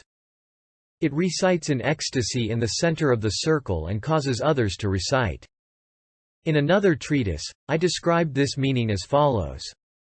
Yes, the sun is a fruit-bearing tree. It shakes itself, so that the planets fall not, its fruits. If it rested in silence, the attraction would cease, and they would weep through space, its ecstatics. A further example. It is they who shall prosper. Qur'an 2-5. This verse is general and unspecific. It does not specify in what way they shall be successful, so that each person may find what he wants in it. Its words are few, so that they may be lengthy. For the aim of some of those it is addressing is to be saved from the fire. Others think only of paradise. Some desire eternal happiness. Yet others seek only God's pleasure. While others know their aim and desire to be the vision of God, and so on. In numerous places, the Qur'an leaves the words open in this way, so that they may be general. It leaves things unsaid, so that it can express many meanings. It makes it brief, so that everyone may find his share. Thus, it says, "Who shall prosper?" It does not determine how they shall prosper. It is as if with this omission it is saying, "O Muslims! Good news! O you who fear God! You shall find prosperity through being saved from hell. O righteous one! You shall find prosperity in paradise. O you who seeks knowledge of God! You will attain God's pleasure. O lover of God! You will experience the vision of God." And so on. Thus, out of thousands we have offered one example of each of the phrases, words, letters, and omissions demonstrating the comprehensiveness of the Qur'an's words. You may make analogies and compare its verses and stories with these.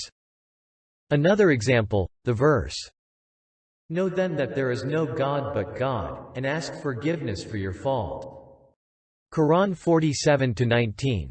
This verse contains so many aspects and degrees that all the levels of saints have found their needs from it in all their spiritual journeyings and in all their degrees, and have found spiritual sustenance and a fresh meaning from it appropriate for their own level. For, since the name of Allah is a comprehensive name, there are aspects of divine unity within it to the number of the most beautiful names. There is no provider but Him. There is no creator but Him. There is no merciful one but Him. And so on. And, for example, among the stories of the Quran, the story of Moses peace be upon him contains thousands of benefits, just like the staff of Moses. There are numerous aims and aspects in the story, like consoling and comforting the Prophet Muhammad peace and blessings be upon him, and threatening the unbelievers, and censuring the dissemblers, and rebuking the Jews. For this reason it is repeated in many surahs. Although it expresses all the aims in every place it is repeated, only one is the main aim and the others are secondary. If you say, "How can we know all the meanings in the examples you have given, which the Quran intends and points to?" We would reply, since the Quran is a pre-eternal address, and sitting above and beyond the centuries, which, layer upon layer, are all different addresses and instructs all of mankind lined up within them, certainly it will include and intend numerous meanings according to those varying understandings, and will make allusions to what it intends. The numerous meanings contained in the Quran's words similar to those mentioned here have been proved in Isharatul Ijaz, signs of miraculousness according to the rules of Arabic grammar, and the sciences of rhetoric, semantics, and eloquence and their rules. According to the consensus of those qualified to interpret the Sharia and the Quranic commentators and scholars of theology and jurisprudence, and according to the testimony of their differences, on condition they are considered correct by the sciences of Arabic and the principles of religion, all the aspects and meanings which are found acceptable by the science of semantics, and appropriate by the science of rhetoric, and desirable by the science of eloquence, may be considered among the meanings of the Quran. The Quran has placed allusions to each of those meanings according to its degree. They are either literal or significative. If significative, there are allusions to them in either the preceding context or the after context or in other verses. Some of them have been expounded in Quranic commentaries of 20, 30, 40, 60, and even 80 volumes, written by exacting scholars, which are clear and decisive proofs of the extraordinary comprehensiveness of the Quran's words. However, if in this word we were to point out the allusions indicating all the meanings together with their rules, the discussion would become extremely prolonged. So we cut it short here, and for part of it, refer you to Isharatul Ijaz. Second flash. This is the extraordinary comprehensiveness in its meaning. Yes, together with bestowing from the treasuries of its meaning the sources for all the interpurators of the Sharia, the illuminations of all those seeking knowledge of God, the ways of all those seeking union with God, the paths of all the perfected from among mankind, and the schools of all the scholars. The Qur'an has at all times been the guide of all of them and directed them in their progress, and it is verified unanimously by all of them that it has illuminated their ways from its treasuries. Third flash. This is the extraordinary comprehensiveness in its knowledge. The Qur'an has caused to flow forth from the oceans of its own knowledge, the numerous and various sciences of the Sharia, the multifarious sciences of reality haqiqat, and the innumerable different sciences of Sufism tariqat. Similarly, it has caused to flow forth in abundance and good order the true wisdom of the sphere of contingency, the true sciences of the sphere of necessity, and the enigmatic knowledge of the sphere of the hereafter. One would have to write a whole volume to provide examples of this flash, and so as mere samples, we point to the 25 words so far written.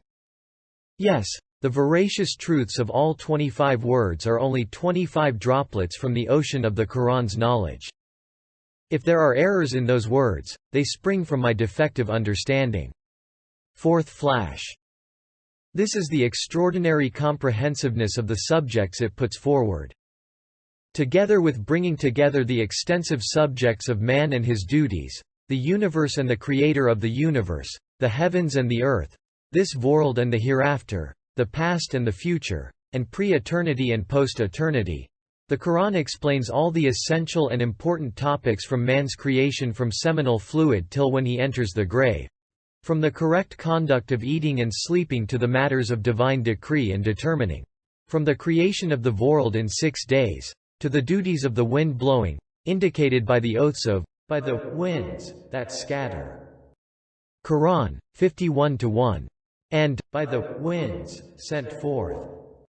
Qur'an, 77-1. From his intervention in man's heart and will, indicated by, comes between a man and his heart. Qur'an, 8-24. And, but you will not accept as God wills. Qur'an, 76-30. 2. And the heavens rolled up in his right hand. Qur'an, 39-67. That is, to his holding all the heavens within his grip. From the flowers and grapes, and dates of the earth described in, and we produce therein gardens of date palms and vines. Qur'an, 36-34. To the strange truth expressed by, when the earth is shaken to its utmost convulsion. Qur'an, 99-1. From the state of the skies in, then he directed his will towards the skies and they were smoke. Qur'an, 41-11. To their being rent with smoke and the stars falling and being scattered in infinite space. From the worlds being opened for test and examination, to its closing. From the grave, the first dwelling of the hereafter, and then from the intermediate realm, the resurrection, and the bridge, to eternal happiness. From the events of the past, and the creation of the body of Adam and the dispute of his 2 sons, to the flood, and the drowning of the people of Pharaoh, and the major events of most of the prophets, and from the pre-eternal circumstance alluded to by, "Am I not your sustainer?" Qur'an, 7-172. To the post-eternal occurrence expressed by, "Some faces that day will beam in brightness looking towards their sustainer." Qur'an, 75-22, 3. All these fundamental, important subjects are explained in a way befitting the all-glorious one who administers the whole universe as though it was a palace, and opens and closes this world and the hereafter like 2 rooms, and regulates the earth as if it was a garden and the heavens as though they were a roof adorned with lamps, and beholds the past and the future as though they were 2 pages present in his sight like a single night and day, and looks on pre-eternity and post-eternity as though they were yesterday and tomorrow, in a form in which the 2 sides of a chain of events are joined together and touching in present time. Just as a master builder speaks of 2 houses he has constructed and arranged, and makes out the program and list and index of the matters involved, so the Qur'an is fitting for the one who makes the universe and arranges it, and writes out and displays the list and index and, if one may say so, the program of the matters concerned with it. There is no sign of any artificiality or false display. And just as there is no trace of imitation or hint of any fraud, like speaking on behalf of someone else or supposing itself to be in someone else's place and speaking, So too with all its seriousness, all its purity, all its sincerity, the Qur'an's pure, shining, brilliant exposition declares, "I am the word and exposition of the Creator of the world," just as the light of day declares, "I came from the sun." Indeed, apart from the Maker who adorns this world with antique arts and fills it with delicious bounties and scatters bountifully over the face of the world together with these wonders of his art so many valuable gifts, and setting them in orderly line spreads them out over the face of the earth, apart from this bestower of bounties, who else could the Qur'an of miraculous exposition be fitting for? The Qur'an which fills the world with this clamor of salutation and acclaim, this resounding praise and thanks, and transforms the earth into a place for the recitation of God's names, a mosque, and place for gazing on the divine works of art? Whose speech could it be apart from his? Who can claim ownership of it apart from him? Whose word could it be other than his? Whose light could the exposition of the Qur'an be, which solves the talisman of creation and illuminates the world, other than the pre-eternal suns? Who has the ability to produce the like of it, and imitate it? In truth, it is impossible for the artist who adorns this world with his arts not to speak with man, who appreciates his art. Since he makes and knows, he surely speaks. And since he speaks, it is surely the Qur'an which is appropriate to his speech. How should a lord of all dominion who is not indifferent to the way a flower is ordered remain indifferent to a discourse which brings all his dominion to a clamor of salutation and praise? Would he permit it to be attributed to others and be made as nothing? Fifth flash. This is the wonderful comprehensiveness of the Qur'an's style and conciseness. It consists of 5 glows.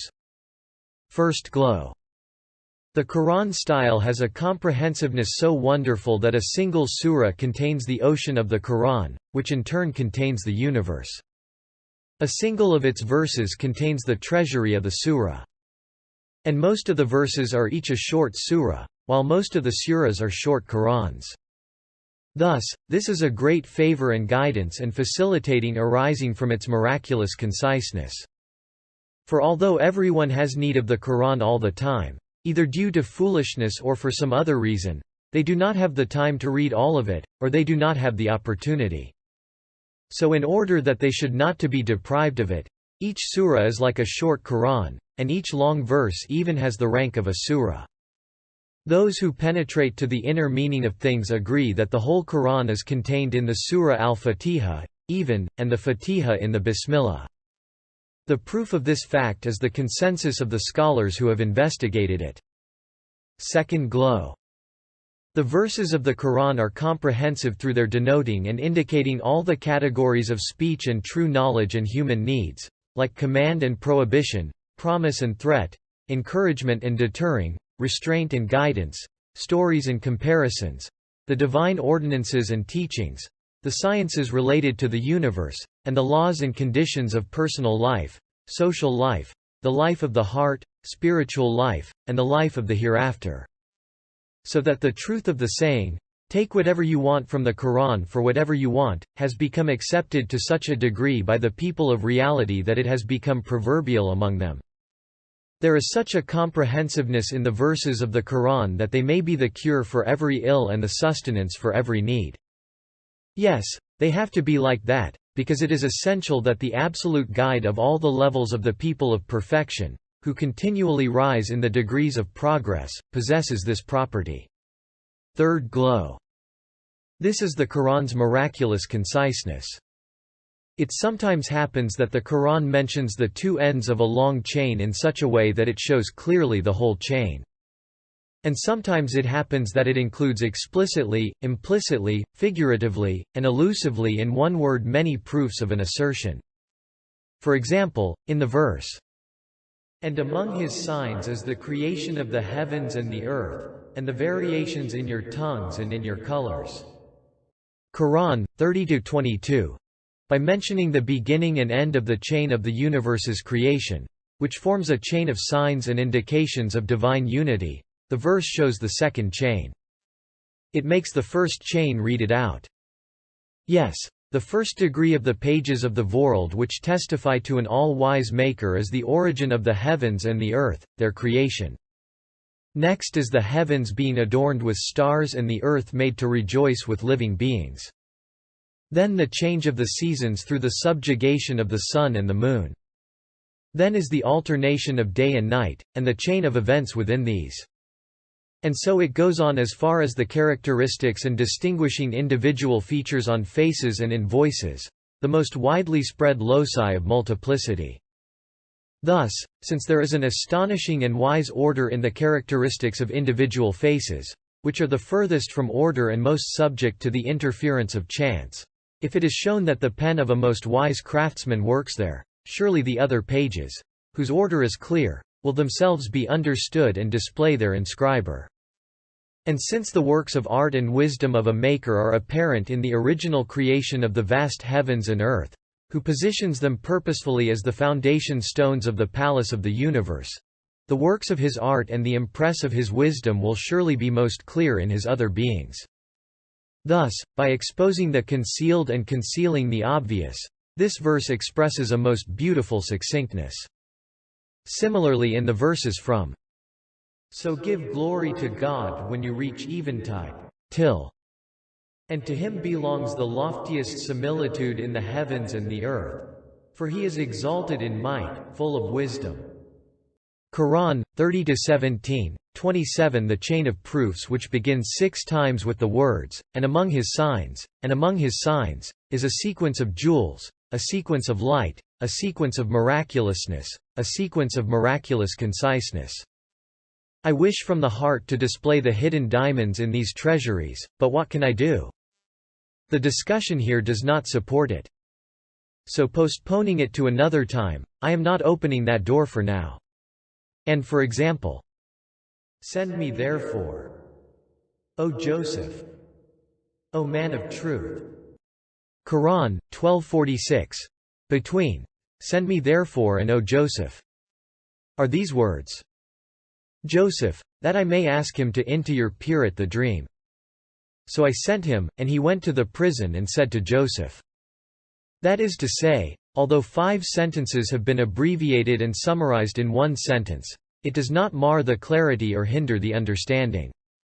And, for example, "Who produces for you fire from the green tree?" Qur'an 36-80. Here the Qur'an is saying in the face of rebellious man's denials, who is as though challenging the Qur'an by saying, "Who will raise to life rotten bones? Whoever created them in the first place, he will raise them to life. And that Creator knows every single aspect of every single thing. Furthermore, he who provides fire for you from the green tree, is able to give life to dry bones." Thus, this sentence looks in numerous ways to the claim that man will raise to life, and proves it. Firstly, with these words the Qur'an starts off the chain of bounties it lays before man, moves it forward, and calls it to mind. Having described it in detail in other verses, it cuts short the description here, and refers it to the intelligence. That is, you cannot flee from the one who gives you fruit and fire from trees, sustenance and seeds from plants, cereals and grains from the earth, and makes the earth a fine cradle for you filled with all your sustenance, and the world a palace in which is found all your needs. You cannot be independent of him, or disappear into non-existence and hide there. You cannot enter the grave without duties to sleep in comfort not to be awoken. Then it points out an evidence of the claim. With the words, "the green tree," it implies, "O you who deny resurrection! Look at the trees. One who raises to life and makes green in spring numberless bone-like trees which have been dead throughout winter, and in every tree even demonstrates 3 examples of resurrection through the leaves, blossoms, and fruit. The power of such a one cannot be challenged through denial or by considering resurrection improbable." Then it points out another evidence, saying, "How do you deem it unlikely that one who extracts for you out of dense, heavy, dark matter like a tree, subtle, light, luminous matter like fire should give fire like life and light like consciousness to wood like bones?" Then it states another evidence explicitly, it says, One who creates the famous tree which while green produces fire for nomads in place of matches when two of its branches are rubbed together, and combines two opposites like the green and damp and the dry and hot, and makes them the source of the fire. Everything, even the fundamental elements, looks to his command and acts through his power.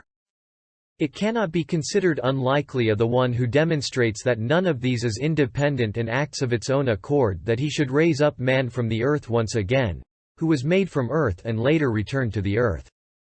He may not be challenged with rebellion. Then, through recalling Moses's peace be upon him famous tree, it shows that this claim of Muhammad peace and blessings be upon him is also that of Moses peace be upon him. Lightly alluding to the consensus of the prophets, it adds one more subtle point to the phrase. Fourth glow.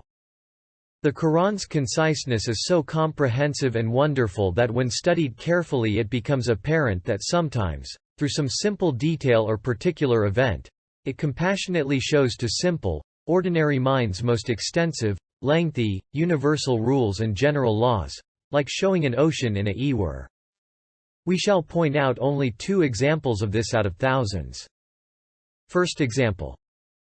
This is the 3 verses expounded in detail in the first station of the 20th word, which describe under the name of, the teaching of the names to the person of Adam, the teaching of all the sciences and branches of knowledge with which the sons of Adam have been inspired. Through the angels prostrating before Adam and Satan not prostrating, they state that most beings from fish to angels are subjugated to humankind, just as harmful creatures from snakes to Satan do not obey man and are hostile to him. And through the people of Moses peace be upon him slaughtering a cow, they state that the concept of cow worship, which was taken from the worship of cows in Egypt and showed its effect in the event of the calf, was slaughtered by Moses's knife. And through water gushing forth from the rock and springs flowing out and spreading, they also state that the rock layer which is under the soil layer acts as the source of both water springs and the soil. Second example. This is the whole and the parts of the story of Moses peace be upon him, which is frequently repeated in the Qur'an, and each of the repetitions of which is shown as the tip of a universal rule, with each repetition stating the rule in question. For example, O Haman, build me a lofty palace. Quran 40-36. Pharaoh is commanding his minister, build me a high tower so that I can take a look at the heavens and observe them. I wonder if there is a God who governs in the skies like Moses claims, who can be seen from their disposition. Thus, through the word palace, and this minor incident, it states a strange rule dominant in the traditions of the Egyptian pharaohs, who, because they lived in the desert with no mountains, wanted mountains, and because they did not recognize the Creator, were worshippers of nature and claimed godhead, and worshipping fame, through displaying the works of their dominion perpetuated their name and constructed the famous mountain-like pyramids, and agreed to magic and metempsychosis, and had their corpses mummified and preserved in their mountain-like tombs. And, for example, this day we shall save you in your body. Quran 10-92 by saying to Pharaoh, who is drowning, today I am going to save your body which will drown. It is expressing a death-tainted, exemplary rule of the pharaohs' lives, which was, as a consequence of the idea of metempsychosis and mummifying the bodies of all of them, to take them from the past and send them to be viewed by the generations of the future. And this present century a body was discovered which was the very body of Pharaoh, thrown up on the seashore where he drowned. The verse thus states a miraculous sign of the unseen, that the body was to be born on the waves of the centuries and cast up from the sea of time onto the shore of this century. And, for example, they slaughtered your sons and let your women folk lie. Quran 249, 14-6. With an event in the time of a pharaoh, the slaughtering of the sons of the children of Israel and the sparing of their women and daughters, it mentions the numerous massacres which the Jewish nation has suffered every age, and the role their women and girls have played in dissolute human life. And you will indeed find them, of all people, most greedy of life. Quran 2-96. And you see many of them racing each other in sin and rancor, and their eating of things forbidden. Evil indeed are the things they do. Quran 5-62. But they ever strive to do mischief on earth. And God loves not those who do mischief. Quran 5-64. And we gave clear warning to the children of Israel in the book, that twice they would do mischief on the earth. Quran 17-4. And do no evil nor mischief on the earth. Quran 2-60. These two statements of the Quran directed at the Jews comprise the two fearsome general rules, that nation hatches plots in human social life with their trickery, which shake human society. They say that just as it was that nation which made labor contest with capital, and through usury and compounded interest, made the poor clash with the rich, and caused the banks to be founded, and amassed wealth through wiles and fraud, so it was again that nation who, in order to take their revenge on the victors and governments under which they always suffered deprivation and oppression, were involved in every sort of corrupting covert organization and had a finger in every sort of revolution. And, for example, then seek ye for death. Quran 2-94. That is, if what you say is true, seek death, but you won't seek it. Thus, through a minor incident in a small gathering in the presence of the Prophet peace and blessings be upon him, it points out that the Jewish nation, which is most famous among the nations of mankind for its greed for life and fear of death, will not, according to its tongue of disposition, seek death till doomsday, and will not give up its greed for life. And, for example, thus they were stamped with humiliation and indigence. Quran 2-61. With this, it describes generally that nation's future destiny. It is because of these fearsome rules governing the destiny and character of this nation that the Quran acts so severely against them. It deals them awesomely punishing slaps. From these examples draw analogies with the other stories and passages about Moses peace be upon him and the children of Israel. Now, there are very many flashes of miraculousness like the flash in this fourth glow behind the simple words and specific subjects of the Quran. A hint is enough for the wise. Fifth glow. This is the extraordinary comprehensiveness of the Quran in regard to its aims and subjects, meanings and styles, and its subtle qualities and fine virtues. Indeed, if the suras and verses of the Quran of miraculous exposition are studied carefully, and especially the openings of the suras, and the beginnings and ends of the verses, it will be seen that although it gathers together all the categories of rhetoric, all the parts of fine speech, all the classes of elevated styles, all the sorts of fine morality, all the summaries of the sciences relating to the universe, all the indexes of divine knowledge, all the beneficial rules for individual and human social life, and all the luminous laws of the exalted physical sciences, not a trace of confusion is apparent. In truth, to gather together in one place this many different categories of knowledge and not to cause any dispute or difficulty can only be the work of an overwhelming miraculous order. Then together with the order within this comprehensiveness, as is expounded and proved in the previous 24 words, to rend the veils of the habitual and commonplace, which are the source of compounded ignorance, and to draw out the wonders concealed beneath them and display them, to smash with the diamond sword of proof the idol of nature, which is the source of misguidance, to scatter with thunderous trumpet blasts the dense layers of the sleep of heedlessness, and to uncover and reveal the obscure talisman of being and the strange riddle of the creation of the world, before which human philosophy and science have remained impotent, is most surely only the wondrous work of a wonder-worker like the Quran. The Quran, which sees reality, is familiar with the unseen, bestows guidance, and shows the truth. If the Quran's verses are considered carefully and fairly, it will be seen that they do not resemble a gradual chain of thought, following one or two aims, like other books. For the Quran's manner is sudden and instantaneous. It is inspired on the moment. Its mark is that all its aspects arrive together but independently from distant places, a most serious and important discourse which comes singly and concisely.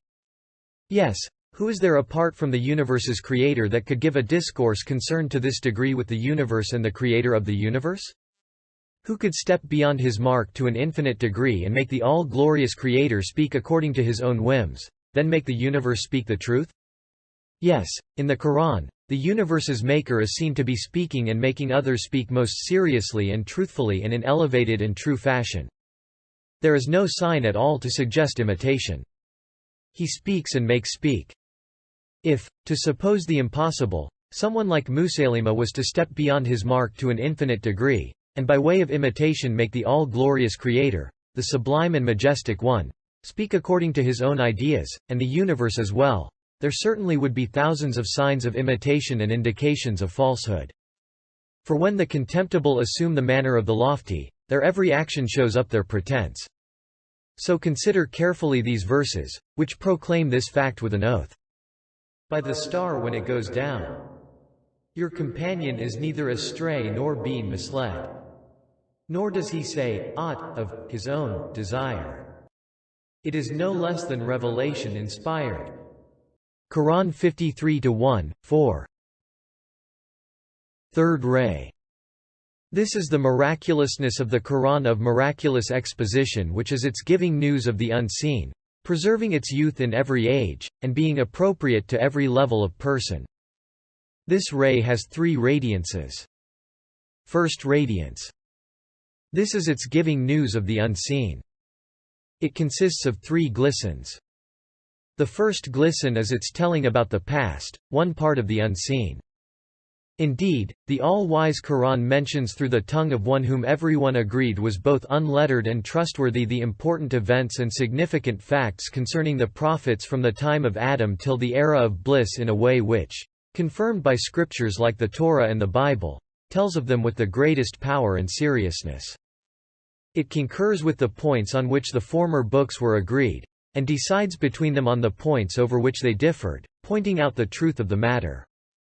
That is to say, the Quran's view, which penetrates the unseen, sees the events of the past in a way over and above all the previous scriptures, and pronounces them right and confirms them in the matters on which they are agreed, and acts as arbiter between them, correcting in matters about which they are at variance. However, the facts the Quran relates about the events of the past are not things that could have been learnt through the exercise of reason, that they were communicated by it. They were rather transmitted knowledge, dependent on the heavens, on revelation. And as for transmitted knowledge, it is the domain of those who know how to read and write, and these were revealed to one known by friend and foe alike as knowing neither how to read nor how to write, and as being trustworthy, someone described as unlettered. Also, the Quran tells of those past events as though it had actually seen them. For it takes the spirit and vital point of a lengthy event, and makes them the introduction to its aim. That is to say, the summaries and extracts which the Quran contains show that it sees all the past together with all its events. For just as someone who is an expert in some science or craft shows his skill and proficiency through some succinct words or a concise statement, so the summaries and spirits of events mentioned in the Quran show that the one who said them comprehends all the events and sees them, and, if one may say so, relates them with extraordinary skill. The second glisten is its giving news of the future, which is another part of the unseen. There are many sorts of this. The first sort is particular, and special to the saints and those seek the truth through illumination. For example, Muhyiddin al-Arabi discovered numerous instances of the Quran's giving news of the unseen in the surah Alif, Lam, Mim. The Roman Empire has been defeated. Quran, 30:1, 2. And Imam I-Rabbani saw many signs of the events of the unseen and the communicating of them through the disjointed letters, at the start of some surahs, and so on.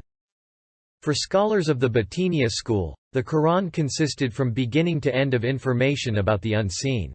We, however, shall indicate some which are general. These too have many levels, one of which we shall discuss. Thus, the all-wise Quran says to God's noble messenger, peace and blessings be upon him. Translator's note.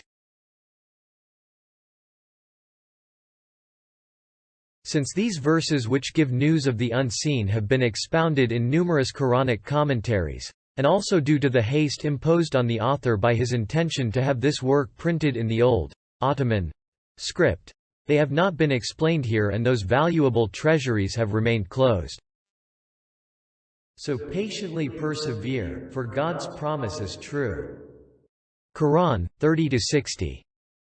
You shall enter the sacred mosque if God wills, with minds secure, heads shaved, hair cut short, and without fear. He it is who sent his messenger with guidance and the religion of truth, so it should prevail over all religion. Quran 48-27, 28.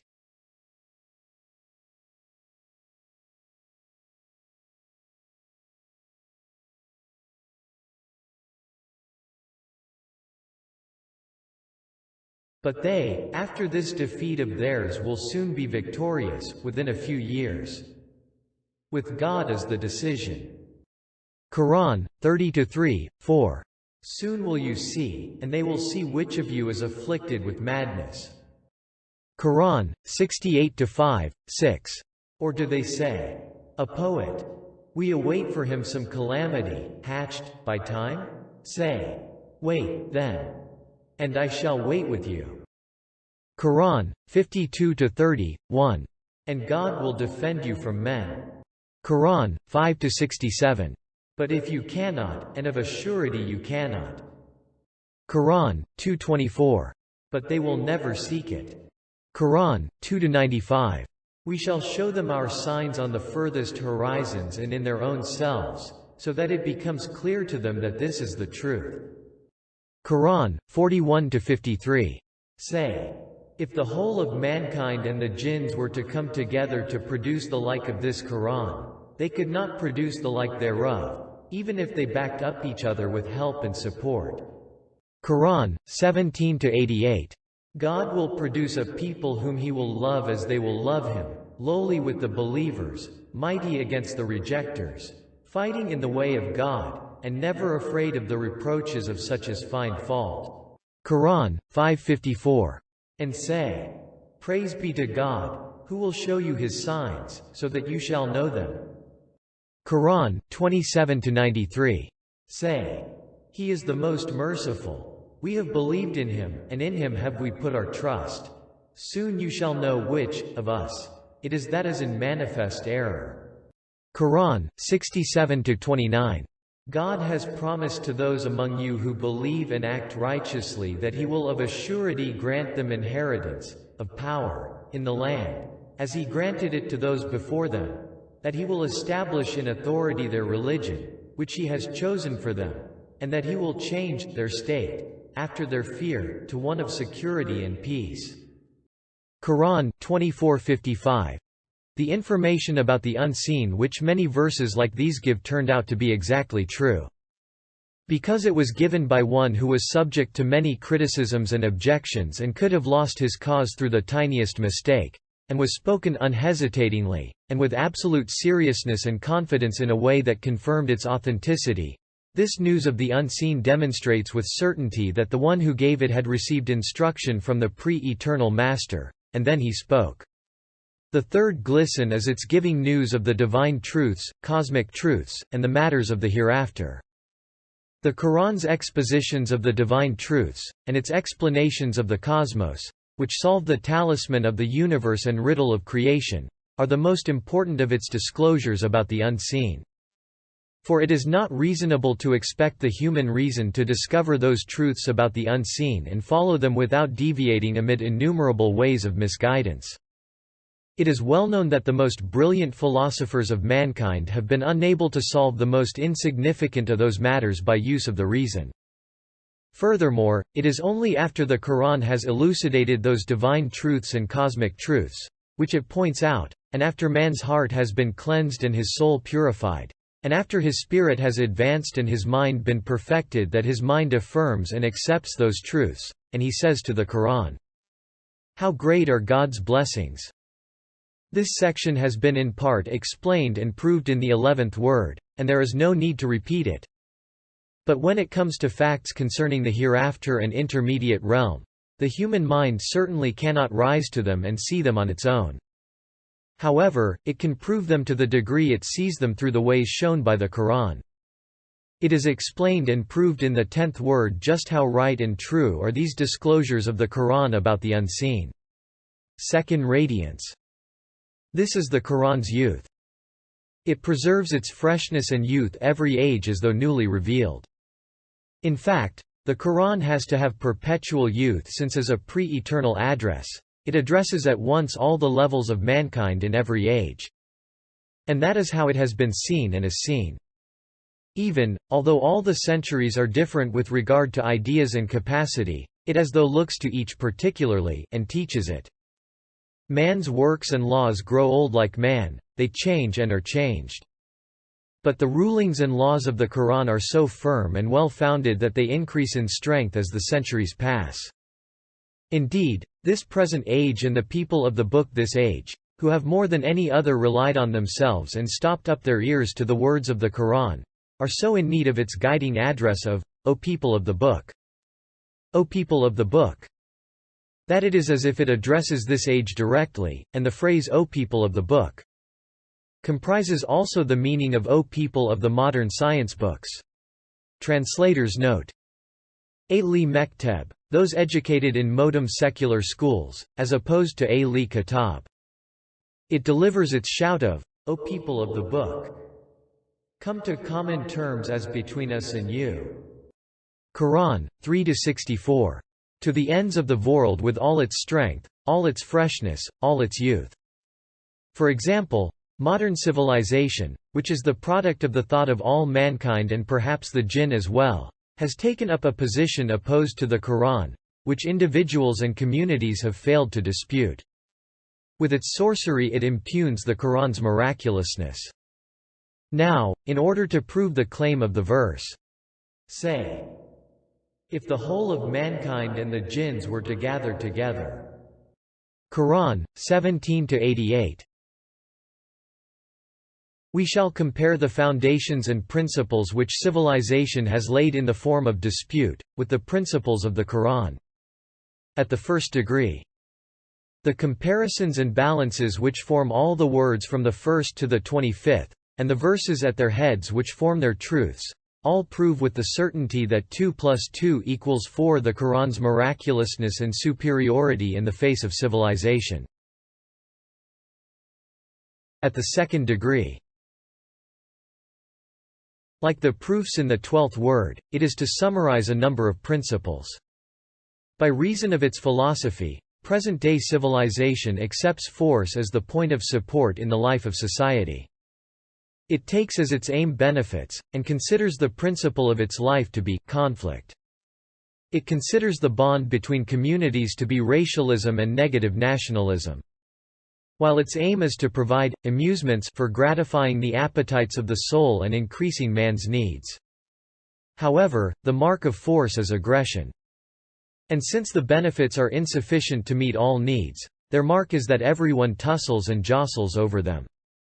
The mark of conflict is contention, and the mark of racialism, aggression, since it thrives on devouring others. Thus, it is because of these principles of civilization that despite all its virtues, it has provided a sort of superficial happiness for only 20% of mankind and cast 80% into distress and poverty. The wisdom of the Quran, however, takes as its point of support, truth, instead of force, and in place of benefit has, virtue and God's pleasure as its aims. It considers the principle of mutual assistance to be fundamental in life, rather than conflict. In the ties between communities it accepts the bonds of religion, class, and council, in place of racialism and nationalism. Its aims are to place a barrier before the illicit assaults of the soul's base appetites and to urge the spirit to sublime matters, to satisfy man's elevated emotions and encourage him towards the human perfections. And as for the truth, its mark is concord, the mark of virtue is mutual support, and the mark of mutual assistance, hastening to help one another. The mark of religion is brotherhood and attraction. And the result of reining in and tethering the evil commanding soul and leaving the spirit free and urging it towards perfection is happiness in this world and the next. Thus, despite the virtues present-day civilization has acquired from the guidance of the Quran in particular, and from the preceding revealed religions, in point of fact it has thus suffered defeat before the Quran. Third degree. Of thousands of matters, we shall point out only 3 or 4 by way of example. Since the Quran's principles and laws have come from pre-eternity, they shall go to post-eternity. They are not condemned to grow old and die like civilization's laws. They are always young and strong. For example, despite all its societies for good works, all its establishments for the teaching of ethics, all its severe discipline and regulations, civilization has been unable to contest the all-wise Qur'an on two of its matters, and has been defeated by them. These two matters are, be steadfast in performing the prayers and give zakat. Qur'an 243, etc. and God has permitted trade and forbidden usury. Qur'an 2-275. We shall describe them, this miraculous victory, by means of an introduction. It is like this. As is proved in Isharatul-Ijaz, just as the source of mankind's revolutions is one phrase, so another phrase is the origin of all immorality. First phrase. So long as I'm full, what is it to me if others die of hunger? Second phrase. You work so that I can eat. Yes, the upper and lower classes in human society, that is, the rich and the poor, live at peace when in equilibrium. The basis of that equilibrium is compassion and kindness in the upper classes, and respect and obedience in the lower classes. Now, the first phrase has incited the upper classes to practice oppression, immorality, and mercilessness.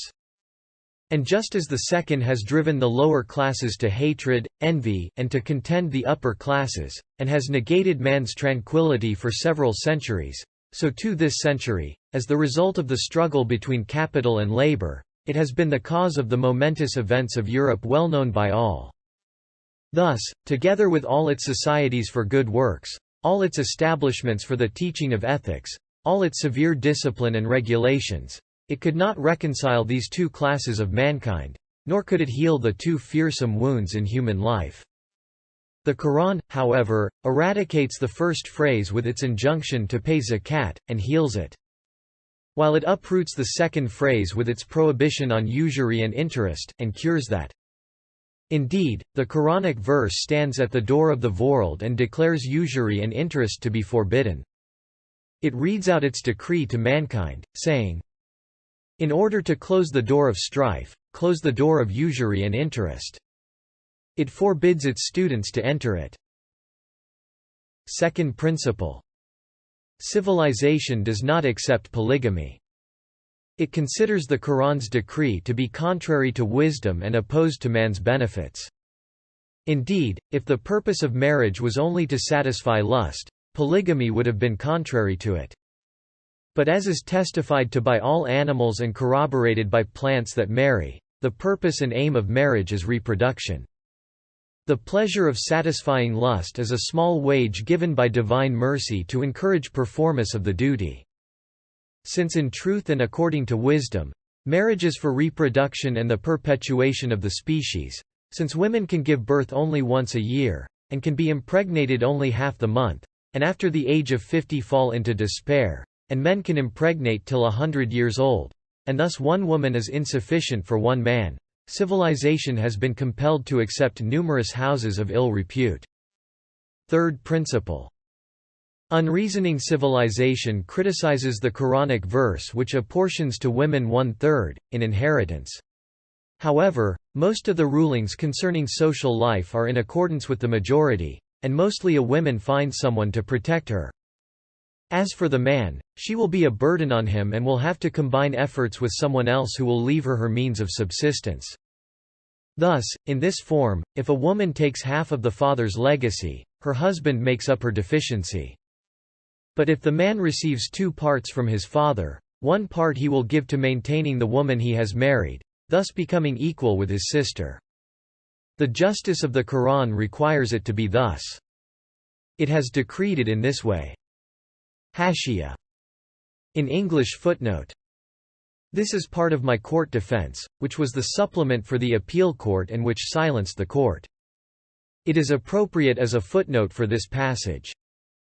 I told the court of law, surely if there is any justice on the face of the earth, it will reject and quash an unjust decision which has convicted someone for expounding a most sacred, just divine rule which governs in the social life of 350 million people in the year 1350, and in every century, relying on the confirmation and consensus of 350,000 Quranic commentaries, and following the beliefs of our forefathers of 1,350 years. Fourth principle. Just as the Quran severely prohibits the worship of idols, so it forbids the worship of images, which is a sort of imitation of idol worship. Whereas civilization counts the representation of forms as one of its virtues, and has attempted to dispute the Quran in this matter. But represented forms, whether pictorial or concrete, are either embodied tyranny, or embodied hypocrisy, or embodied lust. They excite lust and encourage man to oppression, hypocrisy, and licentiousness. Moreover, the Quran compassionately commands women to wear the veil of modesty so that they will be treated with respect and those minds of compassion will not be trodden under the feet of low desires, nor be like worthless goods for the excitement of lust. Hashia. In English footnote. The 24th flash of the 31st letter about the veiling of women has proved most decisively that Islamic dress is natural for women, and that to cast it aside is contrary to women's nature. Civilization, however, has drawn women out of their homes, rent their veils, and corrupted mankind. For family life continues through the mutual love and respect of man and wife. But immodest dress has destroyed sincere respect and affection, and has poisoned family life. While worship of the human form in particular has shaken morality in appalling fashion, causing the abasement of man's spirit. This may be understood from the following. To look lustfully and with desire at the corpse of a beautiful woman who is in need of pity and compassion destroys morality. So too, to look lasciviously at the representations of dead women, or of living women, for they are like little corpses, shakes to their very roots the elevated human emotions, and destroys them. Thus, together with assisting human happiness in this world, all of thousands of matters of the Quran like the above three examples also serve eternal happiness. You can compare other matters to these. Just as present-day civilization stands defeated before the Quranic principles concerning human social life and in reality is bankrupt in the face of the Quran's miraculousness, so too it has been proved decisively in the previous 25 words through the comparisons between European philosophy and human science, which are the spirit of civilization, and the wisdom of the Quran that philosophy is impotent and the wisdom of the Quran miraculous. The impotence and bankruptcy of philosophy and miraculousness and wealth of Quranic wisdom have been proved in the 11th and 12th words. You may refer to those. Furthermore, just as present-day civilization is defeated before the miraculousness of the Quran's wisdom in regard to learning and actions, the same is true for literature and rhetoric. The comparison of the literature and rhetoric of civilization and those of the Quran is that of the dark grief and hopeless wailing of a motherless orphan and the low and uproarious song of a drunkard, and the yearning, hopeful sorrow of an elevated lover arising from a temporary separation and patriotic songs urging victory or war and high self-sacrifice. For in regard to the effects of its styles, literature and rhetoric produce either sorrow or joy. And sadness is of two sorts. It is either a dark sorrow arising from the lack of friends, that is, having no friends or owner, which is the sorrow produced by the literature of civilization, which is stained by misguidance, enamored of nature, tainted by heedlessness, or it is the second sorrow. This arises from the separation of friends, that is, the friends exist, but their absence causes a yearning sorrow. This is the guidance-giving, light-scattering sorrow which the Quran produces. Joy, too, is of two sorts.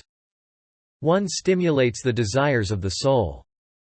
This is the mark of civilization's literature in the fields of theater, cinema, and the novel. While the other joy silences the soul, and is subtle and mannerly, innocently urging the spirit, heart, mind, and subtle faculties to attain to sublime matters, to their original home and eternal abode, and their companions of the hereafter. It is the joy the Quran of miraculous exposition produces. It fills man with eagerness for paradise and eternal happiness and the vision of God's beauty. Thus, the vast meaning and mighty truth expressed by the verse, say, if the whole of mankind and the jinns were to gather together to produce the like of this Quran, they could not produce the like thereof. even if they hacked up each other with help and support. Qur'an 17-88 is imagined by those of scant intelligence to be an impossible supposition for the purposes of uttering an exaggerated piece of eloquence. God forbid. It is not an exaggeration, nor is it an impossible supposition. It is an absolutely truthful piece of rhetoric, and possible and actual. One aspect of its being in this form is this. If all the fine words of man and jinn which do not issue from the Qur'an and do not belong to it were to be gathered together, they could not imitate the Qur'an. And they have not been able to imitate it, for they have been unable to show that they have. The second aspect is this. Civilization, and science and philosophy and European literature, which are the products of the thought and efforts of mankind and the jinn and even Satans, remain in the very pits of impotence before the decrees, wisdom, and eloquence of the Qur'an. Just as we showed in the examples. Third radiance. It is as though the all-wise Qur'an is every century turned directly towards all the classes of humanity, and addresses each particularly. Indeed, since the Qur'an summons all mankind with all its classes and instructs them in belief, the highest and most subtle science, and in knowledge of God, the broadest and most luminous branch of learning, and in the laws of Islam, which are the most important and various of the sciences, it is essential that it should instruct every class and group appropriately. What it teaches, however, is the same, it does not differ. In which case, there have to be different levels in the same lesson, and according to its degree, every class takes its share from one of the veils of the Qur'an. We have given many examples of this, and they may be referred to. Here we shall only indicate one or two minor points, and the share of understanding of one or two classes. For example, he begets not, nor is he begotten. And there is none like unto him. Qur'an 112-3, 4. The share of understanding of this of the ordinary people, which forms the most numerous class. Almighty God is above having mother and father, relatives or wife. While the share of a middle class. It is to deny the divinity of Jesus, peace be upon him, and the angels, and anything which has been born. For although denying something impossible is apparently purposeless, according to the rules of rhetoric, a necessary statement is intended, which gives it purpose. Thus, the purpose of denying son and begetter, which are particular to corporality, is to deny the divinity of those who have offspring and parents and equals. And it is to show that they are not worthy of being worshipped. It is because of this that Surah al-Ikhlas is beneficial for everyone all the time. The share of a more advanced class. Almighty God is above all relations which suggest giving birth and being born. He is exempt from having any partners, helpers, or fellows. His relations with all beings are those of Creator. He creates through his pre-eternal will with the command of be. And it is. He is far beyond having any relation which is contrary to perfection, or is compelling, necessitating, or involuntary. And the share of understanding of a higher class still. Almighty God is pre-eternal and post-eternal, he is the first and the last. Neither in his essence, nor in his attributes, nor in his actions, has he in any way any equal, peer, like, or match, or anything similar, resembling, or analogous to him. Only, in his acts, there may be comparisons expressing similarity. And God's is the highest similitude. Qur'an 16-60. You can draw analogies with the above for other classes, which all receive different shares, like those who have attained knowledge of God, the lovers of God, and the truly sincere. A second example. Muhammad is not the father of any of your men. Qur'an 33-40. The share of understanding from this of the first class. Zayd, the servant of God's noble messenger, peace and blessings be upon him, whom he also addressed as my son, divorced his stately wife because he did not find himself equal to her. On God's command, the messenger, peace and blessings be upon him, took her. The verse says, if the Prophet calls you son, it is in respect of his messengership. In regard to his person, he is not your father, so that the women he takes should be unsuitable for him. The second class's share is this. A great ruler looks on his subjects with paternal compassion. If he is a spiritual monarch ruling both outwardly and inwardly, then since his compassion goes 100 times beyond that of a father, his subjects look on him as a father and on themselves as his real sons. A father's view cannot be transformed into that of a husband, and a daughter's view cannot be easily transformed into the view of a wife. So since the prophets taking the believers' daughters would seem inappropriate, the Qur'an says, "The prophet peace and blessings be upon him acts kindly towards you with the eye of divine compassion, and treats you in a fatherly manner. In the name of his messengership, you are like his children. But with regard to his human person, he is not your father, so that his taking a wife from you should be unfitting." The third group would understand it like this. You should not claim a connection with the Prophet peace and blessings be upon him, and relying on his perfections and trusting in his fatherly compassion, commit errors and faults. Yes, many people are lazy because they lean on their elders and guides. They even sometimes say, "Our prayers have been performed." Quote, like some, Aliwis. The fourth point. Another group would understand a sign from the unseen from this verse, as follows. The Prophet's male children would not remain at the degree of men, Risale. In consequence of some wise purpose, his descendants would not continue as men. Since through the use of the term, Risale, it indicates that he is the father of women, his line would continue through women. And, praise be to God, Fatima's blessed descendants, like Hassan and Hussein, the radiant moons of two luminous lines, continued the physical and spiritual line of the son of prophethood. O God, grant blessings to him and his family. The first light here reaches a conclusion with 3 rays. You can subscribe to our channel by clicking on the profile picture.